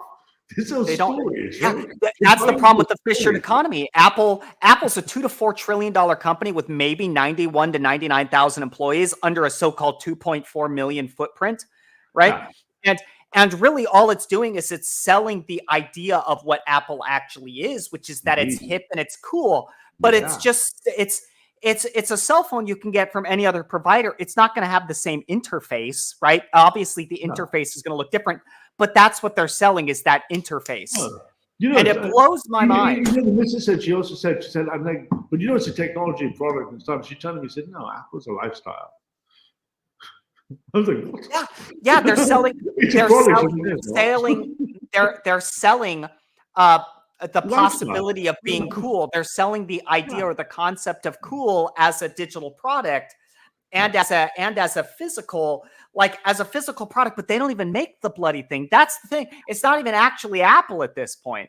It's a Chinese company that's manufacturing it, because remember, any company that's operating out of China has to give a measure of ownership to the Chinese Communist Party. So it's technically a Chinese company that's making Apple products, and then Apple slapping the label on it. A great leader once said, China. China. Let's see. So these guys are looking, obviously, as I think this chap Elon in the chat says, this guy wants to be the sales throttled by big tech, so I need your help to get the. Oh, there we go. Right. So the BRICS, it was a grouping of Brazil, Russia, India, China, and South Africa, and they have just announced that they're taking on Argentina, Egypt, Ethiopia, Iran, Saudi Arabia, and the UAE. So basically, a lot of oil has just moved into this block. So as I understand it, this is kind of an economic block in particular to set up a sort of a new currency or something? Or? No, it's not. Well, I think that's a sub-project of it. Right. But no, I mean, they're just going to they cooperate with each other in a trade partnership. No, that's just absolutely a naive and dumb reading of what the BRICS motivation is. The BRICS is trying to create a multipolar balanced world with knowledge that China and India will be the largest economies, but they want a non-Western hegemonistic world. The economic strategy is underneath their meta-political strategy, which they speak about, openly document. There's nothing conspiratorial, just in case you get all excited, conspiratorial, nothing conspiratorial about it. Russia, India, China, being three nuclear nations and being all the GDP growth of the world is coming from there, want to do things a non-Western way. They don't necessarily want to bomb and invade. They might want to debt enslave and behave, right? So they want to do it a different way. And obviously they're going to have to balance the West. Economics is downstream from this. If you think it's an economic block, you don't understand what the BRICS is at all. And it's not, it's cunningly hidden in their documentation that is public. But what's very clear about this is that, of course, it's China and Russia. India's got a population of 1 billion people plus. South Africa is a huge market. But I can't help but notice that what this is a massive block of non-Western countries. Yes. Non-American, no Europe. And this, I guess there's two things. First, this is a huge development. Yeah. It's a complete realignment of the world order, because India and South Africa in particular are meant to be our allies. They're meant to be allies of the West. Yeah. Right. Well, Saudi Arabia is meant to be the sort of the satrapy of the US that their whole currency system is based on. And Saudi Arabia has been playing exactly this role up until I would disagree on the South Africa position. Now they're going into bed with Iran. I would disagree on the South Africa position. The problem is South Africa is essentially just a byproduct of the liberal perception of what the future could have been, and then ending up as a fundamental. South Africa has tremendous amount of untapped minerals. Yes, the hub, the mineral southern basin. So they're going to serve, because they're more advanced than maybe in everyone around there. Because South Africa, at times, they're going to be that effective. It has a colonial history. We can use it as a base, and therefore it has that untapped piece. And also because of the geopolitical racial history, they know they're not going to enter anything that is imperial, etc. And because Russia, India, China don't want Western imperialism, South Africa just slots in neatly, right? Yeah, that's the thing about South Africa. That's the one that I didn't understand how people were saying that about South Africa. Is it slots in there because its history essentially says we no longer wish to be associated with that which made us. Western hegemony example, and also because it's not just the industrial minerals that they have that's really important for the developing world in the East. It also has the basin of the minerals from the other countries. It's going to suck in. Like Angola is really corrupt, but it's got tremendous amount of assets. Namibia has a lot. So that's going to happen because they've obviously been fundamentally anti-imperial. It slots in nicely with the China, India, Russia. But more importantly is the dynamic between Russia, India, and China. because the biggest been tracking closely since Ukraine has been very clear. First, India and China is like Russia's going nowhere. Russia's not going to go unstable on India and China's border, so they just supply them with everything they needed. On the other hand, they're going like we can only be the peacemakers in these wars between Western imperialism, right?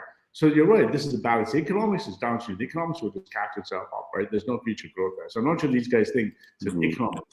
You don't think that India and South Africa are going to leave the Commonwealth, do you? Good to what, sorry, Jamie? Leave the Commonwealth. I don't think they necessarily. I think India probably. I mean, there's a lot of Hindu nationalism that wants, for example, all sorts of changes, but they won't be allowed to necessarily get it because lots of right-wing Indians are very pragmatic as well. They're not going to destroy the relationship there with the US and the UK, which is really important for them. They're going to maintain that. So in terms of Commonwealth, I think culturally, so economically, there. So the Brits are stupid. It would be stupid not to be trading and expanding every possible relationship with India because all those goods that Britain could make, those cash values like the Germans do, the market for it is in the East. It's not in the West. The West is fully industrialized, right? The West doesn't have that much of the lower classes to lift up compared to the sheer size of the markets there. South Africa is a very special case. South Africa is also very special because it's still got this massive racial taking time on there. Right? Depending who gets in South Africa, it could get a bit, should I say, a bit hairy, right? So, yeah. So I think the Commonwealth, yeah, we'll see. On Saudi Arabia, who else was there? Argentina, Egypt, Ethiopia. So this is huge because this is like, I mean, Putin is isolated in the world. I mean, yeah, he's isolated with nothing but all of the world's resources and population. Right. So this is like a major L for the global American empire, as we call it. I hate they call this. That's one. My head in. I mean, just let's be very technically precise. You're trying to sit and talk about politics. You can't have a global American empire. The global empire, by definition, is the globalist empire, and it transcends all the countries, including the United States. There's the dwindling United States empire, and it's not the same empire. That's the empire that's interested in the American people. They always say the global American empire. Hear the term, and it just makes me go, you stick as two bricks. What on earth do you mean? Well, can you draw me the network diagram of those two things? They're two different things. There's the American dwindling empire that's part of the global empire that's run by the globalists, and then there's globalist empire, which in America is a huge part of. And they're completely different network models with completely different entities. And obviously the Americans would like to maintain internal hegemony within the globalist empire because they realize that the America is going to have to share the world with the rest of the people, right? But they're completely different models. Again, you know something weird? When you can't see networks, right, clearly, you see these things and they just sound like mad to me, right? It's like, it's almost like saying there's the global internet and then there's the American internet. You're like, what? Yes. There's the global American internet and there's the internet. What do you mean by that statement? Yeah, they're disconnecting from the capacity to understand as an image in their mind. They can't form a genuine image in their mind, mostly because they very clearly are not trained in the IT space, right? I bet AA actually hires a lot of freelancers to take care of his website. Another website, he hires freelancers to do all the courses. The courses on his own. Yeah. Oh, yeah. Well, obviously, I mean, he hires other people to do them, right? Yeah, that's the thing. Like, so it's like he's so very clearly not IT trained. So to him, the understanding of a network and how a network interconnects is to him, because he probably imagines that it's actually multiple layers, right? So America sits at the top of the layer, and then there's the global layer. I don't know any bad things to say about Carl could chat. I mean, but he also is clearly not technical. He does know how to maximize the PDF document in his browser. And even I think 2 years ago, when he finally thought what the cathedrals was, he kept talking about many cathedrals. So I was like, okay. So obviously, you don't know the difference between a network and a network of networks. You think networks of networks are the same as a network. So, it's, that's what it is. It's England is not safe in the hands of such people. That's a bit. The second part of it, though, is how do we, as people who generally oppose what we call the regime, pass this? And the reason I wanted to bring up Dr. Steve Turley here, who's a great guy. The venerable. Yeah, he's a great guy. He's probably my favorite YouTube channel. I genuinely gives me joy. I love the energy because I'm kind of quite realist and a bit downbeat sometimes. He's just so optimistic about everything. It is the unstoppable rise of a nuclear. Yeah, it's unstoppable. He makes you feel good. It's dopamine. Yes. But he does sometimes. He wants to see everything in a lens of the woke versus the conservatives, which is a very kind of like US culture war. Unstoppable conservative progress trends, yeah. Right. And one of the things I worry about is that using that lens, it can almost kind of trip you into siding with people who may not have our best interests at heart. Right now, Communist Party of China, Vladimir Putin. I mean, help me out here. I haven't listened to these people for a long time. We're too busy doing the proper work. But when he says, it says, doesn't have our interests in mind, who on earth is he referring to when he says we? Yeah. Sure, the fuck is not the Brits, I'll tell you that. Yeah. Definitely isn't the English. It's definitely not the Welsh. I've never heard him speak about England or Wales ever. He's not an English nationalist or Welsh nationalist. He's not an English or Welsh conservative. I don't know who he means by we. Does he mean the West? I mean, that's what I'm thinking. Like America and American. So they're not the West, clearly, because he doesn't fucking like Americans and America. What I'm guessing what he means by we is he probably just means people within the ideological space that he agrees with. I'm pretty certain that's where he's going when he says you're right. The we might be our little crew, our little network, our little fiefdom. Yes, our network is like the right network to be a part of. And that's because if it's easy to just simply default to that which is friendly or is accessible to your understanding, to your capacity to understand, then very clearly he's talking about specifically his network. When he talks about when he says we, he's meaning like people that agree with me are my we, which is no different than a leftist stemming from holiness spiral or ideological purity, right? That's no different than an ideological purity. In this case, the little we is of no great significance to anyone other than your we. So your we, so to speak, or his little octopussy, as this chap Elon says, his little octopussy is of fleeting concern to people like myself. You ask me, who do I care? Well, I care about personally Britain, the British people in Britain. It's where and then the extended people around are the people I also do care about. Some countries and people I care about more than others. My we is quite easy. It's impersonal we. It's a we I can speak about directly, about the people I don't love. And it's a we I can speak about abstractly. And I can point to the we quite clearly, and I can detach myself from the we when I point to.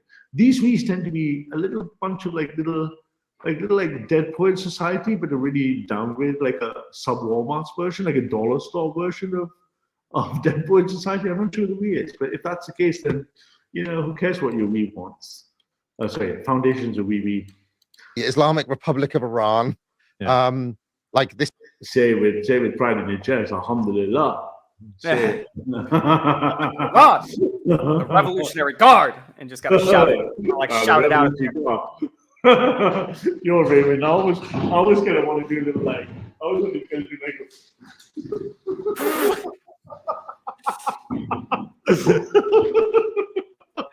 I always think the Middle Eastern soldiers always do these kind of you look at these people bro, no one in the Western Army would ever do that move, right? or the ones where they're like doing almost a goose step, but then they're like jumping to do it, so it doesn't look like an actual. Those are hilarious when they do those. That is goofy, man. I don't even know how they keep balance. Look, I spent months practicing drill in the military. I spent months with drill. Okay, I even was part of the drill team for my technical school. I was actually part of that drill team, and I'm telling you, even doing drill when you're not doing all of that fancy, unnecessary leg work, even when you're just taking steps, that stuff's not simple. So those guys are like, I don't know how they keep that balance, because that stuff's wild, dude. They're like halfway dancing. They're like trying to dance now, especially like with the North Korean army parade. Oh, those guys, the communists have this the communists have it really down because they were disciplined over here. But it's like a dance. They look like they're dancing going down the street. The Iranian version, they're kind of like, you look at them, you go like, I don't know, remember the game you were going to play about guess which one is the most or least likely to be actually heterosexual on the battle? I mean, honest, right? I mean, you don't think, but I think some chap called, I don't know, Ivan or something said some of this is also related to modeling skills or something. I'm not sure. He sent me something. Let's have a look. What does he send me? Oh yeah, please show the AA's modeling skills. Yes, yes, the octopussy. Yes, the great specter of our time. Somebody call James Bond, please. We need to get James Bond up here. We need him to fly. He just had to make it into 8, didn't he? Yes, he did. Yes. He The just bust, did. the breast. We must the chest, the chest, the chest, the head, the mouth. Right. Okay. So I mean, thank you for that piece of wisdom, my friend. I will park that one and go back to the event. So okay. So basically, the network is their network. Gotcha. So basically, it's the left or right, right? If the right or left about saying groomers, the left or right about grifters, right? Yeah. This is the new based. Well, he's basically just looked at it and said the Western globalist elite is my enemy, and then he's gone, the enemy of the enemy is my friend. Yeah. China is my friend. Now, one of the things that is interesting, in fact, one of the speakers at the event mentioned this as well, is that if you have a look at the sort of things they're saying in this bloc, the BRICS countries, especially when the Niger thing happened, but also more recently, a lot of their rhetoric is actually quite anti-Western. And it's not just, oh, we don't like your woke values.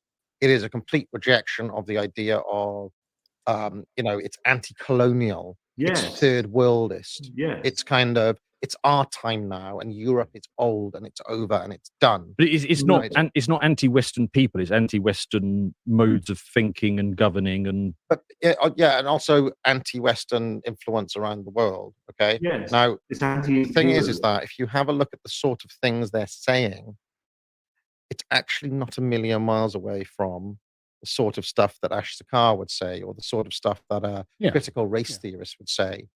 And so you have a very strange scenario where our internal enemy, if you want to put it that way, and our external enemy are saying the same thing. No, well, I mean, they're both basically Marxists. No, you don't. Oh, no, you don't. No, you don't. No, you don't.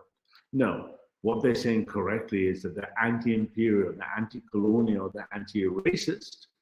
And they are correctly saying they're going to be the rising economic force, but they're not anti-European people.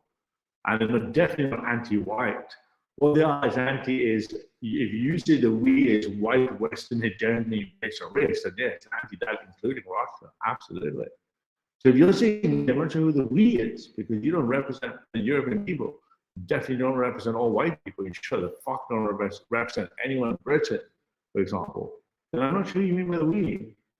So when you say our internal enemy is signing against our external enemy against us, you've got two different we's going on there, at least two different we's, maybe three different we's. And no, you're wrong again.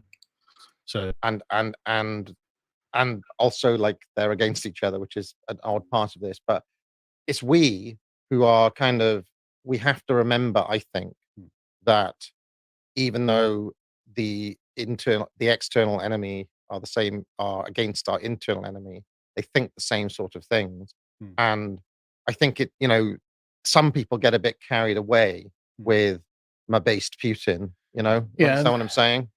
And there are a lot of people who do this because Putin, I think, is very savvy. So I don't support Russia or Vladimir Putin, blah, blah, blah. I've got no interest in Russia. I've never been there and I don't care about it. But there's no question that Putin is an effective ruler. And one of the ways in which he's effective is in his rhetoric. He knows that the West will hear when he says, I'm not going to let you transition children in Russia. Like he knows we hear that. And he knows that the MAGA base, the conservatives are just like, oh, well, I agree with that. And so it creates a kind of fracture within. No, wrong again. And I'll tell you what the evidence is why you're wrong. Back to the Central Intelligence Agency and the Central Intelligence Agency's involvement in complexity theory and complex adaptive systems and emergence. And here's what the CIA say, and the CIA know and the CIA are correct. When you look at the conflict breakdown patterns, when you look at the transition between these things, a couple of interesting things pop up. The most salient number of factors come in is just under 60 control factors. And the two bifurcating factors are whether or not a nation state has a degree of democracy that's anachronistic, how much of the democracy is corrupt or corroded. And the rise of populism is shown by two other really important control factors, whether the schism is caused by ideology or identity.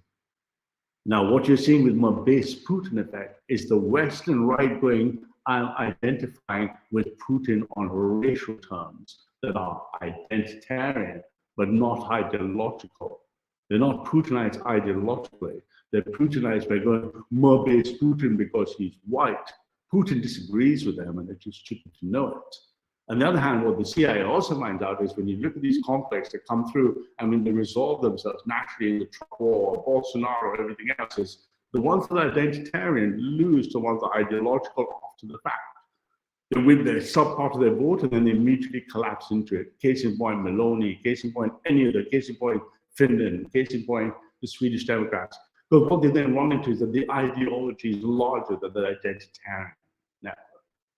So when you say, oh, my naive Newtonian analysis, my DR are based, and saying, oh, hail Putin, they're doing it, but Putin will reject them ideologically. But they think Putin is being identitarian or white, and he isn't. He's an ideological, he's an identitarian. Shalom, Mossad. Good evening, my man. Hey, first, I wanted to say, shalom, shalom. Your Wi-Fi is bad where you are, so your audio has gone even worse than usual. You're roboting a bit. I love it when no one understands me. I like it. Yes. But if you turn the camera off, maybe the audio will get more bandwidth. That'll be good. Can I turn the camera off and run to the PP room and come right back? And you can say hello and comment at the top. I'll be right back on that. I have no idea what you just said. I'll tell you back in 2 minutes. Oh, okay. So, yeah, I think AA, it's been listening to me exactly, but I've been going on our channel, and then when I talk to AA a few times, you know, all this Putin simping has been ridiculous, and he's realized it. And he's starting to wake up to geopolitics, which is about time. Yeah. I mean, Carl is the only sane one there, in my opinion. I think AA is very, like, he's got a new theory, you know, all the time, and he's got new ideas all the time. He's just thinking out loud, you know, and you never quite get it. But I told him before, you know, facts never deter an academic.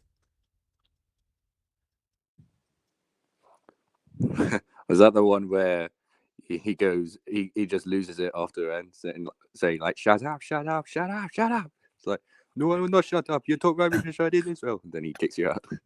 Yes. That was, but we continued to talk in emails since. I'm waiting for him to re-invite me. We'll see when that happens. He's already realized that Israel is not the problem. He's actually effectively said it. So yeah, but he still has a big base of like the proper like dissident alt-right types that, you know, want to obviously it's the Jew. Yeah, well, you know, that would always exist. It seems like it's some kind of mental tick the West has with whenever there are problems, they want to blame the Jews. It's not very useful for them. Yeah. So. I mean, I could like literally say all our problems are because of the Quakers, or all our problems are because of the Presbyterians, and a lot more accurately than the Jews. I think the problems are just the problems of you know, you would expect in a society that lives peacefully and doesn't have to worry about anything for a long time. You know, you forget how the world works. You live in an artificial cocoon, you know. I mean, just the level of awareness that people when I speak to Americans or English people, they know so little about the world. It's not because they're, you know, I'm saying on average, obviously there are people who know a lot, but on average they know very little. But it's not because they're stupid, you just don't need to. Well, yeah, in Israel you have to know. We're island people. You know, we kind of project our Yes. values to the rest of the world and are completely gasp of how these cultures are like so much different to us. But I mean, the Americans are the worst in this. The English are still connected to the world more. I mean, because of the colonies and because of the proximity, I think, to the rest of the world. But I think in America, you can truly just. I mean, America can just be on its own in its own little world. And Well, yeah, like you could literally ask your average American like basic geography questions, and they're completely clueless because it's not like yes, it's not like they're low IQ. They just have no incentive to know these things because that's right. Yeah. everything they have is in is in America. If they, you know, But it seems the less That's they right. know, the more they believe they can solve everybody. USA, You know how many Americans turn up and tell me how to solve Israel's problems? They think that because they read the New York Times for 3 days, they are now experts and they know how to fix everything. Yeah, you just be like us, forehead. Just be like us, forehead. Yes. Yeah. Yeah, That USA, worked great in Afghanistan. USA, USA. Yeah, I do. I'm telling you, man. I just run around just chanting USA. You tell me. No, you're right though. So one of the interesting things about America is like I have mentioned this on the stream multiple times before, and it is very true. The amount of resources, natural resources, we locked up behind our own national parks, so we'd have to use everybody else's before we ever use ours. I'm telling you, man, we can be completely insulated from the rest of the globe, manufacture pretty much everything we'd ever wanted. The only thing we'd have to worry about is whether or not we fix the problem with Mexico, because that's like, to me, if I were really trying to de-evolve power and start bringing it back down to the national level and start getting like the will of the people to start being heard, the first thing you're going to want to deal with is drugs, criminality, and you're going to want to deal specifically with the drugs and criminality across the southern border and how the border is completely broken down, the sense of law and order, understanding we don't want to get rid of all of the immigrants that we've ever brought into this country. we unironically just want to make sure that people stop illegally crossing the border. We don't care about people coming in. Just stop breaking the law when you're doing it. Like, we talked this about before. You know, immigration can only be good if it's very low. Yeah. There's a certain level. I'm not sure what the level is exactly. But really, and also it depends who is coming as well. Yeah, but I had this deep conversation now. It's been a couple of weeks with the guy, and it's really good chat and talk about it. I said, look, as soon as you say all migration is bad, all migrants are bad, you're incapable of forming a differentiator between good migration, good migrants, and bad ones. The left are going to go, oh, you're just racist. So they're just going to say all migrants in. And you're going to say all migrants out. And you no longer can differentiate what's healthy migration and what's bad migration. You can't have a conversation anymore. You just completely break without down migration, you wouldn't have any country today. Everybody migrated. What would be my people in America? What would that even be? Like, what you mean? Like, America can't possibly exist if my people aren't allowed to cross the board, like cross the ocean in 1630s. Right? Yes, a first example, my missus had lots of medical stuff, and been in great care with these great surgeons and all of this, and obviously the chief surgeon is German. But there were plenty of like young Syrian doctor who was formidable, right? She was like, wow, this guy's great. And not being able to differentiate the Syrian doctor in Germany from Syrian guys selling crack. I mean, come on, without immigration, you wouldn't. You say all Syrians are bad. You're like, okay, if all Syrians are bad, then like, you're going nowhere, right? Correct. Listen, without immigration, you wouldn't have AA. I mean. Savage. Absolutely savage, this man. This man's absolutely savage. So that's but, like we love and hate each other, me and AA, we've got a thing going. Bro, you still have the best internet feed. I wouldn't expect anything different from Persians and Israelites. Listen, the Persians and the Israelis were friends for many periods in history. We don't have any, we don't hate them or anything. It's not like we've got some. That's funny. People don't realize that, don't they? That there's the relationship between the Persian people and the Jewish people, and the Israeli people there. And then there's this thing called the Republic of Iran, which is not the Persian people. Yes. Yeah, the Republic of Iran is problematic for Israel, sure. The Persian The only people- non-Jew to be called a Messiah in the Bible was a Persian. So there you go. So The- let's the- go back oh, to foundations of Cyrus. Our own Cyrus the He- Great. He's basically the only cultural conservative Cyrus world the leader. Great. Yeah, yeah. Apart from Well, I mean, one or two, yeah. the one that's especially vocal and speaks in a way that we understand. I mean, I've been reading a lot of stuff written around the time or just after World War II recently by many different writers, guys who served in the military, Yeah. American and British. And I think one of the things that we've lost over time is the idea of thinking as Europeans or as British people, as against the interests of America on the one hand and as Russia on the other. And at that time, it was very common to see Europe caught between essentially two enemies that didn't really have the best interests of the people in mind, who had a similar anti-colonial, anti-European thesis. And it's kind of interesting how this dynamic has reared its head again.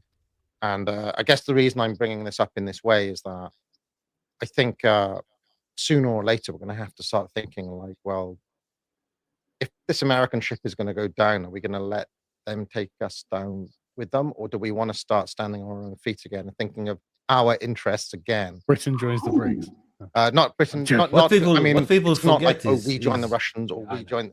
It's how do we get a sense of entering world history ourselves again? Because there's an argument to say that after World War II, Europe has taken a time out. We've not been. Who is this we? I mean, I remember the neocons. I'm sorry, this just does my head. He is very promiscuous with the we. Who is the we speaking about? The English people, the Welsh people, British people, white people, Europeans? Who is this we?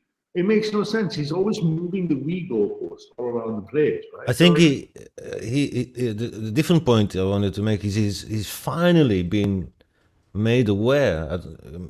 Maybe it's thanks to my effort and Silva, but about what the Soviets have done throughout the years. I mean, there's so much socialism in India, in Afghanistan, in Pakistan, in Africa. The peasants have been made into socialists. I mean, I saw a program that is basic. I mean, some YouTube video. It doesn't matter. Explaining it would take too long. But there's this Pakistani old guy, and he was talking to him about this political figure who was a communist in Pakistan, and he said, "I loved everything he said except that he was not religious." He said, "If he was religious, everything he said, I agree with." You know, communism. You're right as well, because the Soviets in India, for example, when they came in, India was very important in India in the 1940s, 48 to 50, to create the non-aligned movement. So they were simultaneously friends with America and Russia. And the Russians tried to counter the American influence in India by just creating these range of 5-year plans. And still today in India, they're still shaking off and dusting off now with the relationship strong with the US. That's right. This 5-year social planning. So you have little things like rural villages in India having things like crop allocation all in 5-year Soviet style. Yes. And Afghanistan and so on. Yeah, but it's also in the culture, it's sipped into the culture. So the Indian culture contains a lot of Soviet socialism. In all these countries, the African countries, they all talk in terms that have been implanted by the Soviets. You know, South Africa, Zimbabwe, you know. So. It was called, part of it was the Operation SIG that I talked about when I first entered this channel, right? Yeah, I remember that. Yeah, we should talk about that in detail once it's new ones. It'd be nice to give everyone else. I'm not an expert on this. I mean, I should read the whole book for once, and then you haven't read the foundations of Foundation of SIG. No, you should do Foundations of Zog. You know, that would be Europe living in a postmodern paradise, but America has to be in the world of power. Well, we've been there, but on the US's leash. So we have reliably backed. So Britain, I'm talking about particularly, we reliably backed them up for whichever war they wanted to do. So we have sort of been there, but not. We just haven't been. Not only that, we've also towed our weight as well. Like one of the 2% GDP on the military, things like that. We've actually been a very reliable partner in this. Is it partner or is it cheerleader? Well, very very reliable satrapy. Right. We've like we're somewhere that if this was the Roman Empire, like sort of Spain was always very reliable on raising levies, right, for the army. Right? You could always raise men in Spain. We're that kind of place where we're pro the empire. Mm-hmm. And I guess the question is, at what point do Europeans start saying being part of this empire is starting to suck? Well, since the Americans just screwed them royally with their actions towards Russia, they surely are looking at this and going, "Well, hang on a second, Nord Stream. I mean, it's just it's naked at this point." Yeah. So all I'm saying is that it's kind of this frame almost obscures what I'm trying to say here, which is that actually you need to see this as two different powers who are both trying to screw you in different ways, and we have to think like at some point we're going to need to stand on our own. This is the old classic Henry Kissinger quote, isn't it? That it is dangerous to be an enemy of the US, but it's fatal to be a friend. Mm-hmm. And America will always betray its friends, and we have been in there so close and so tight. Our moment of betrayal probably hasn't come yet, but it will. Well, who was it? It was like Cecil Rhodes or someone who was just like, England doesn't have friends or enemies, any interests. I'm sorry. This is a completely, as someone who's a bit of a fan of the history of the intelligence community and intelligence services, you're just so wrong. Absolutely so wrong. After 1945, the first foundation of the post-World War II allegiance and alliance was between England and the United States, because the United States had taken over and Britain still had the intelligence community around the world that the United States did not have. The British and Americans, because they are trusted, because they are of blood, of kin, were the most trusted people that founded Two Eyes. No one else was allowed to see anything. Then that became Three Eyes and Four Eyes with the Anglosphere, and still no one was allowed to see anything, including the continental Europeans, because the Americans said, we don't trust the non-English speaking people of the world. This is a fundamental fact in intelligence history. It has shaped the military organization, it has shaped everything. The United States was only going to share and trust the English, then the Australians, then the Canadians. They were not going to trust anyone else. And the first country that they trusted after that was Sweden, because of the integrity of the Swedish people. Later that diverged after the Cold War, where Israel came in from the Middle East, and the anti-Soviet thing needed American allies, where Brits were not needed as much. This idea of someone whipping the dog is just nonsense. It's not evidenced by anything of any of the history of the security services.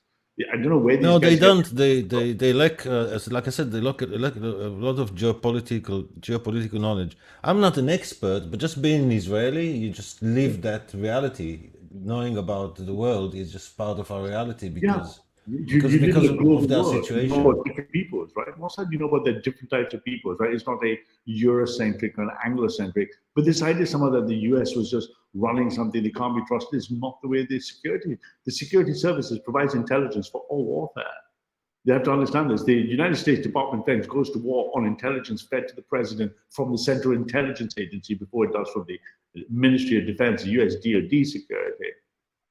Where does the CIA get its intelligence from? It can't exactly land helicopters and armies because it's got to be undercover, right? How does it operate? I know that the CIA don't have that many people who speak all the languages they need. They don't, no. And they inherited it from the British in 1940s, and then they made friends. The Israelis, critical friends for everything that happened in the Middle East, obviously from the 1930s and 40s, even pre-1948. These guys somehow think that this modern America they see is bereft of an intelligence history that goes clearly back to what happened in 1945. Right? This was a turning point. Right? This was where the covenants were created that form your modern CIA, your modern MI6, your modern NSI, the birth of the nation of Israel. These are where the actual intelligence, not information, the information is gathered to be provided to the political powers. Right? You think you go to war in Iraq without checking with Mossad, without checking with MI6? Are you crazy? You can't land a bunch of good old looking corn-fed American boys from Iowa into Damascus without them being noticed, right? You can't just drop a bunch of Americans. Hey, you see Hank and Dwight here? He doesn't stick out in Tripoli, right? No. That's, let's say it was very useful for America to use Israel because not only did Israel have all the immigrants that we have, from Arab countries, from Russia, from all over the place, but they all have families all over the place. So everybody knows someone. You want to know someone in Frankfurt? We know someone in Frankfurt. Everybody knows someone because the Jews have been spread out. So the network is wide. So it was very useful. And that's partly why you see Jewish business succeeding. It's because of that network, and why you see the Anglosphere succeeding. It's exactly the same. It's got a worldwide network. Yeah, but I will say that particularly America, but also the rest of the Anglosphere, they've been what do you call it, taken over by these international cliques. Yeah, it's the price of success, you know. Yeah, but you can't also operate as the world caught up, Jamie, as the world has just caught up. If you plot the number of democracies in, say, 1945 or 1918, you plot the number of independent nation states, you see that suddenly the rest of the nations after post-imperialism had all these different peoples in quote. And whereas the old Anglospheric hegemony worked, and that old relationship, Britain had the deepest relationship to give, the United States shared that, and the United States took over. But like I say, I'm trying to be as racially blunt as I can. Good-looking 6'4", blonde, blue-haired boys from Kansas are going to stick out in fucking Damascus, right? You cannot drop a bunch of American boys like Raven, tell them to walk around Kabul without being going like, "Hey, those guys look American." That right? looks like an American. I mean, and it's in the way we walk too. And you can see with the way Americans walk in a very specific manner that you could. Well, it's really funny when an American goes to Britain, and the Brits can instantly tell and go, "You're not from around here. Not with the way you walk." Like Simona likes to spot English girls in Berlin, just a mile away. She's like, that girl's English. You can just tell, right? Yeah. And I don't even think so much that America was taken over by a global. I don't really like that because again, it sounds conspiratorial when really it's just power evolved. And when you're dealing with people that lose perspective on scope on what it is their duties and their assigned roles actually are, and then they start to think that it's their job to get involved in everybody else's business. So it looks conspiratorial, right? Like, yeah, I can get that. It looks conspiratorial from the outside. I think is making this point that it comes a lot from spending the time in the DR chambers, pro-Putin base. He's really confusing the fact that the BRICS nations, the rest of the world, don't have a racial war problem with white people.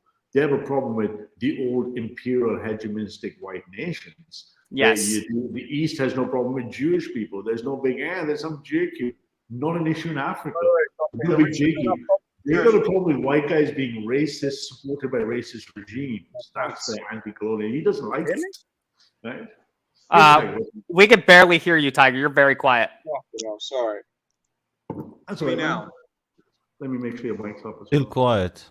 Still quiet. Ralph's audio is really bad. Ralph, maybe you should turn the cam off. See if it improves. Oh, you just don't like my good looks. Okay, let me turn my camera. You know. I mean, it sounds good to me. It's not the audio. It's because my headphones are really bad. Sorry. I turned you up to max, bro. So. Fair enough. Yeah, we can hear you. You were going to say, Tiger. Sorry. No. My headphones are really bad. That's why.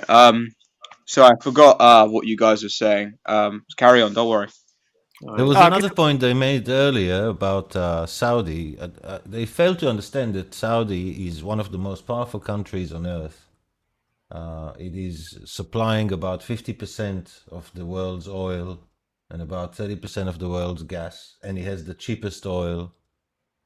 And in 2019, the Iranians attacked the Saudi refineries or whatever, and 50% of their capacity was down. And according to their agreement with America, America was supposed to do something about it, and Trump didn't do a thing. So this was a big thing. And now the Biden administration is trying to fix it. As much as I dislike Biden, at least they're trying to do something, but they can't really. And in fact, the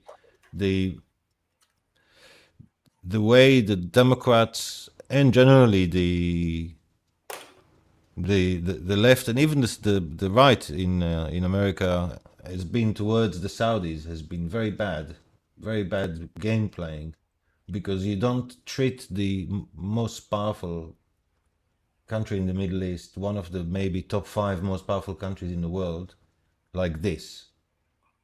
They were very disrespectful, and the Arabs are all about respect. They're not about contracts.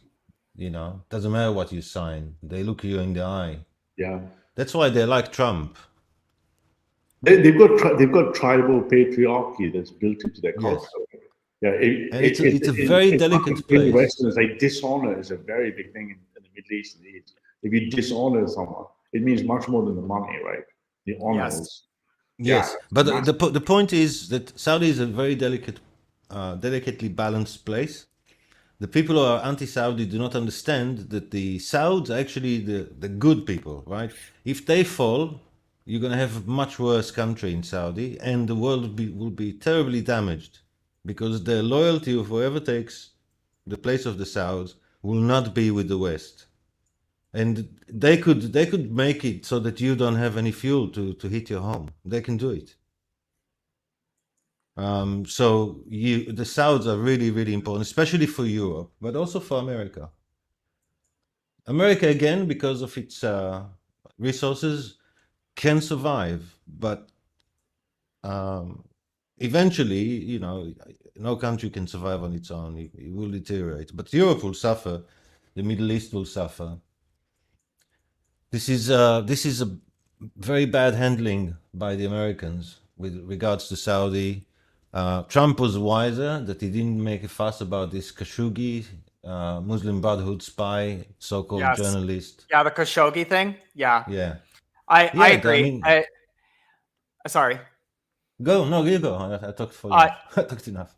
Okay. Well, I was just gonna say, yeah, yes, we have handled it very poorly, but it's a byproduct. It's part of the problem is I can't also really speak to much about it because I would not consider myself an expert in the space either, but it's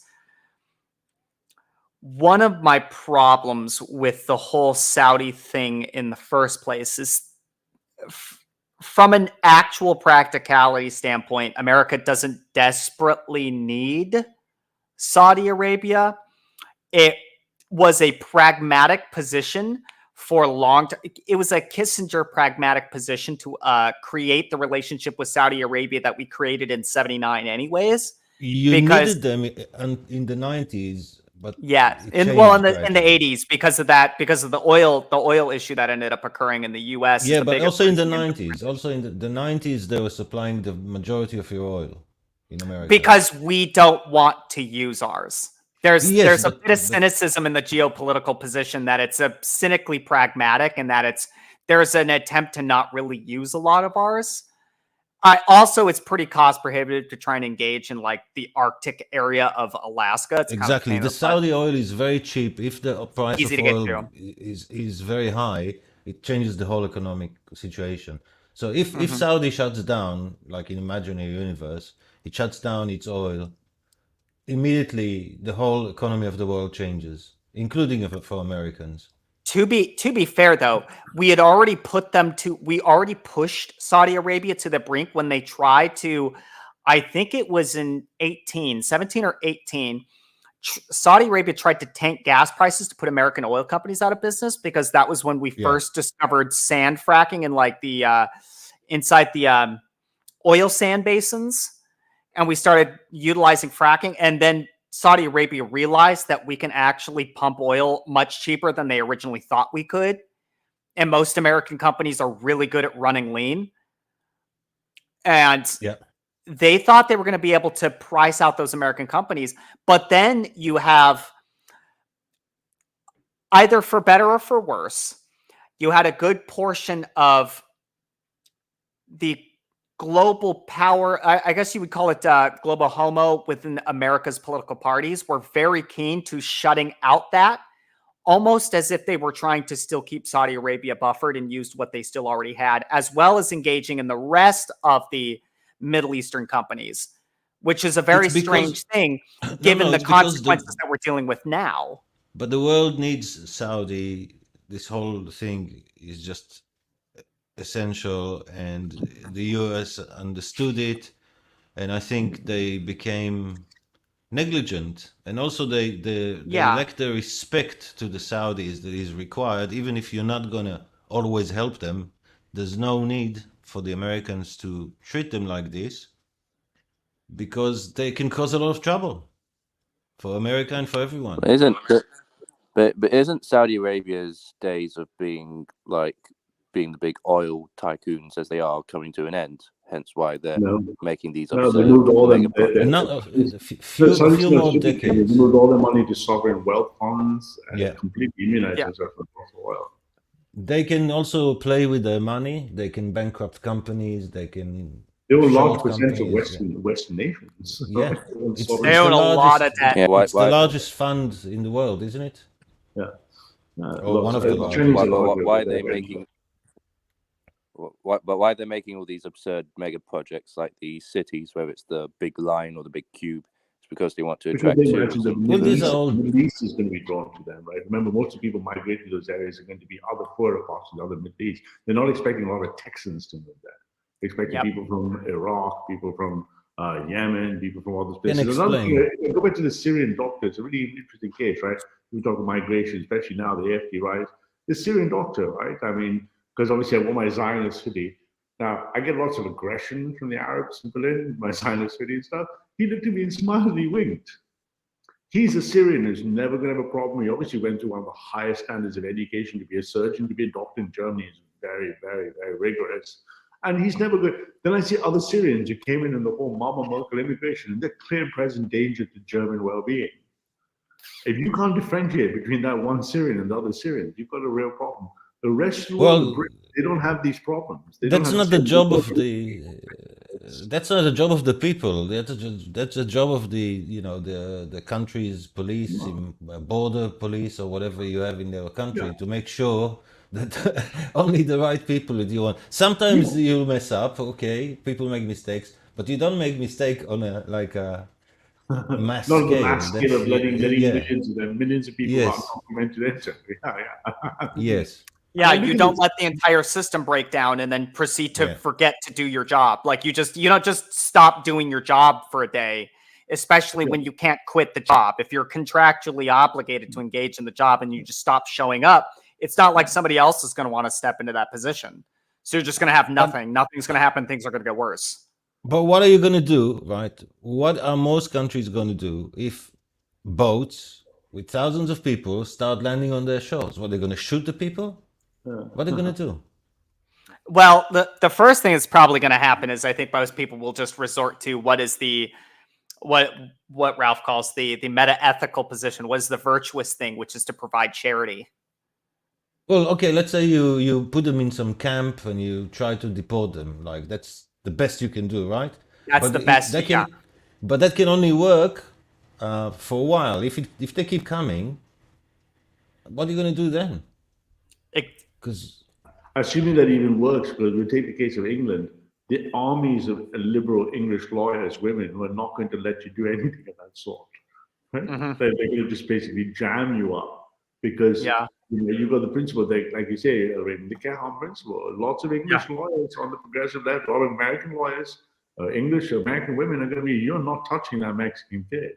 He's now there in also the United States, right? So there are also international treaties. Right, international treaties that each country, many countries, Israel refuses to sign a few of those, but they sign a lot of them. And then you're forced to take immigrants because you signed an agreement. They call them refugees. Like they had the one, I don't know much about this, but I know about one which was debated in Israel called the Istanbul something, and it's supposed to be about refugees. But actually, any woman who claimed that she's been harassed or raped or anything like that, without any proof, can claim refugee status. See, I think it's not strong borders, Mossad. I think it's smart borders that we need. Right? We need not just strong. Strong is insufficient. Strong is just a matter of holding this wall. Well, I mean, this is just smart borders are saying, okay, we've got a way to, even if you got in, to get rid of you. But you've got a way that say, like the Americans always claim, a legal path to American citizenship, right? You qualified, you got in, you met the checks, you weren't a member of a gang, you're not a cartel member, right? You're not, and there's a way also, to be fair to the host society, there's a way out for those that got in that shouldn't have been there.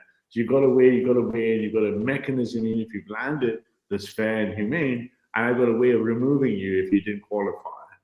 Right? By the way, removal, people say about it's extremely difficult to do. Okay, so if you want to remove 1 million people, you're going to be fully employed for many years with an army of people, you know. It's a big project. It's not simple. I mean, just think about the cost of the cost. It's a bad war because the left is saying to the right, but you don't want to, you want to say they're all bad. And the left are going to say they're all good, therefore. As opposed to a compromise situation that says, okay, the right has to say not all of them are bad, some are good, and the left have to agree, well, some of them are bad. Then you've got. Well, I think it's been pushed too far. It's been pushed too far. I mean, if you look at the stats, it's been pushed too far. So there's no room for compromise for the right. Like there's just too many immigrants. It's not like we're going to increase it by so much, and then there's a debate about should it be 100, or 200. The numbers are just insane. Looking at Europe. Well, the way I would sort the way I would sort it is, if in the American case, is America buys up a small parcel of land from Mexico. Let's say they lease it for 99 years, and they make a charter city. And all the illegal immigrants, will be sent there. And so they have the best of both worlds of living in Mexico, but under the institutions of America. Yeah, but it'll probably turn into a big. But what about the Nigerians? What about the Nigerians and the Ethiopians and the El Salvadorans? It's not just Hispanic, not just Mexicans coming in. They can go there too. Yeah. Well, that's the their strength. Yeah, it's the same principle. So you want to create another city then for Nigerians and then another city for Ethiopians? They can have a Nigerian quarter. This sounds like unnecessary. This sounds like a lot of unnecessary work. And look, as an American, I can tell you right now, that already sounds like too much work. And I'm going to try and find a lazier solution. You're going to find your digital AI twin. Yeah, I'm going to tell you right now. We're developing this new laser. Well, there's the question of technological robot immigration dogs, right? Yes. The Boston Dynamics robot. I saw it. I was parking near a cafe in Israel where I go sometimes, and I see the robot walking past. I thought, what the hell? Am I dreaming this?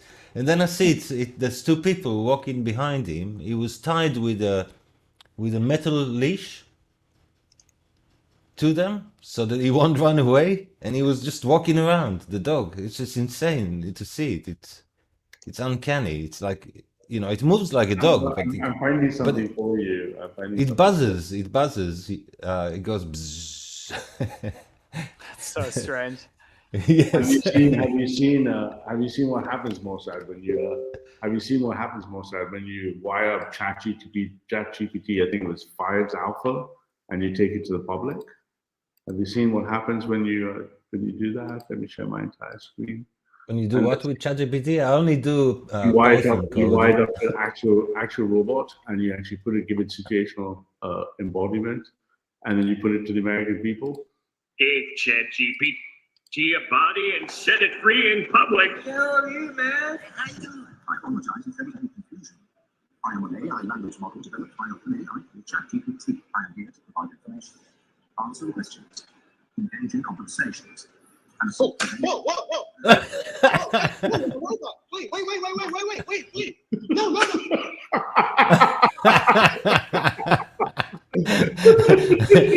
This is like throwing a laptop, leaving a laptop in Amazon, and some tribe finds it and they think it's a spooky weapon. That is the most. I'm not gonna lie. I don't want to. Robot. The guy's like. I was gonna say that is the most African American thing I think I've seen in a long time. That is hilarious. That is because here's the thing. No. So I had a buddy of mine that learned how to do card magic. Okay, and the people with the best reactions to card magic when we were deployed to the United Arab Emirates were the African Americans. They had the funniest, because they were the ones that would freak out the most, and it was the funniest thing to observe. They would get so mad that they saw magic, and it was the funniest thing. And that is the exact response that I would imagine an African American seeing a robot like that. You want some information? Here, I'll show you some information. there's another version of ChatGPT put on a robot, and there's a really drunk American woman, and she just goes up to her and starts talking to her, and she keeps saying, "You foreigner, get out of my country." ChatGPT put, I don't know, he's like, get out, you're not American. She's right. It is a foreigner. It is an alien. Literally an alien. But I must say that was but I must say. But I must say that was an awful robot design. Like, yes, the Elton John style goggles. The Elton John style goggles was unreal, dude. That thing was like homemade, though. You know, it looked like Elton John trying to be a robot. I was ready for him to just like, it's all about a lever. Like, you know, I was just ready for it. Where's my boy? And the black guy. Yeah, you've activated the black guy's like. He's gone. Light response. Oh. Who's got Tiger? I think Tiger's having headphones. No, but my boy Mengele, he's got the hots for me. You know. Everywhere I go, he starts talking to me. If you're not here in the stream or chat, he's always looking for more sound. He's like, Yes. But Dr. Mengele is Australian, so you've got to, you know, obviously he's not going to be able to harm anyone. The Australians are fighting a war with the Aboriginal people. I don't think I mean, come on, the Australians lost to a bunch of emus. Let's be fair. Come on. I doubt that they're really picking a fight with China. So I'm just saying. Okay. I see Joel Davis is very excited that he's been called a Nazi everywhere in the Australian press. I'm like, this is not a long-term job security prospect, man.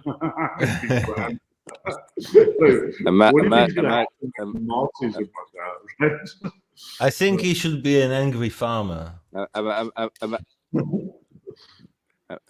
Imagine if there's alliance between the emus and the Aboriginals. Like, Australia's fucked. Australia's just going to be a part of China soon. I think just give some time. That's what I was saying. They're not going to fight China. They're like, no, man, we lost a bunch of emus. We don't want to fight you guys either. Like, we're done. Like, you can call it. Yeah, you guys want some of the most deadliest snakes you've ever seen in the world. Some of the most hideously deadly spiders you've ever seen. You can come in, come play with them too. He's not a very Jewish snake. We'll teach you how to wrestle crocodiles here. Like, figure it out. Yeah, I mean, it's Yoel David, you know. Joel Davies. It's a Jewish name, man. he should investigate. Joel Davis.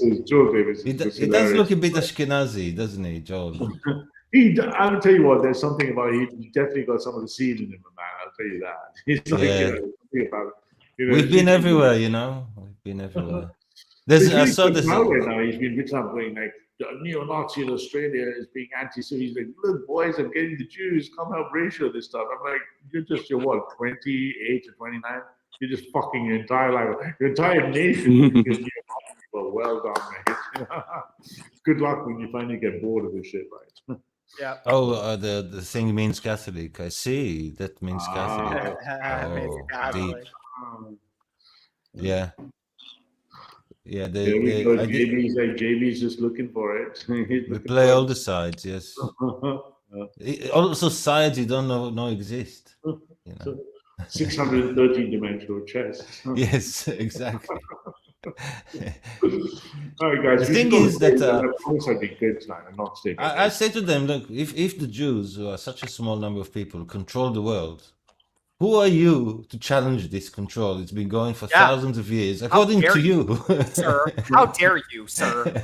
Okay. Yes, but I did say that the Mossad now have a complaint thing on Twitter. So if you have any complaints about how we run the world, we are open to criticism.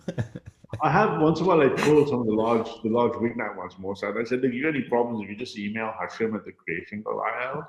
If you have any complaints, and just like see if you get a response.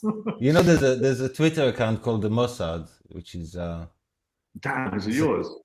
No, it's been there for years. It's a parody account. He's very funny. I don't know who he is.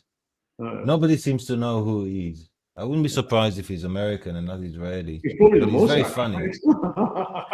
He's probably the Mossad running a counter op calling themselves a parody of themselves just to gather like real ideas. Yes, it could be the real Mossad. Yeah, it could be like real meta. Like that's some real but you meta know, shit right I there. mean, one of the funniest jokes is that in Gaza they believe that the Mossad have used dolphins to spy on them, because in Gaza you see dolphins.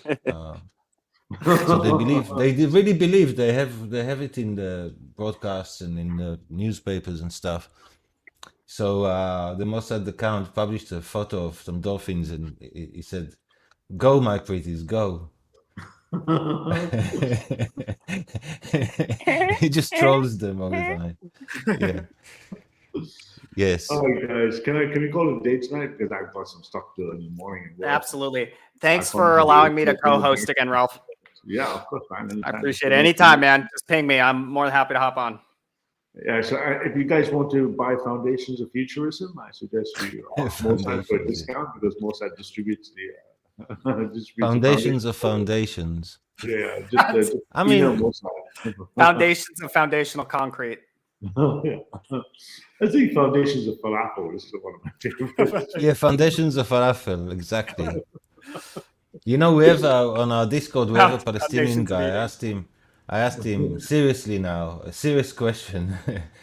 Who makes better falafel, Israelis or Palestinians? He said Israelis. Oh, there's an Israeli deli just 2 streets from me,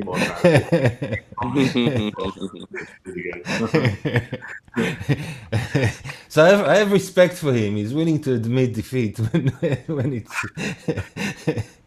There seems to be another flame war between this character called Elon, wherever he is, and Connor. Have you guys take it to the back chat? I'm going to be. All right, guys. Good night. Thanks, everyone. Cheers. All right. Yep. Thanks, Ralph. Thanks, Speak guys. soon. All right. Peace out. Bye. Yeah. Oh, it's.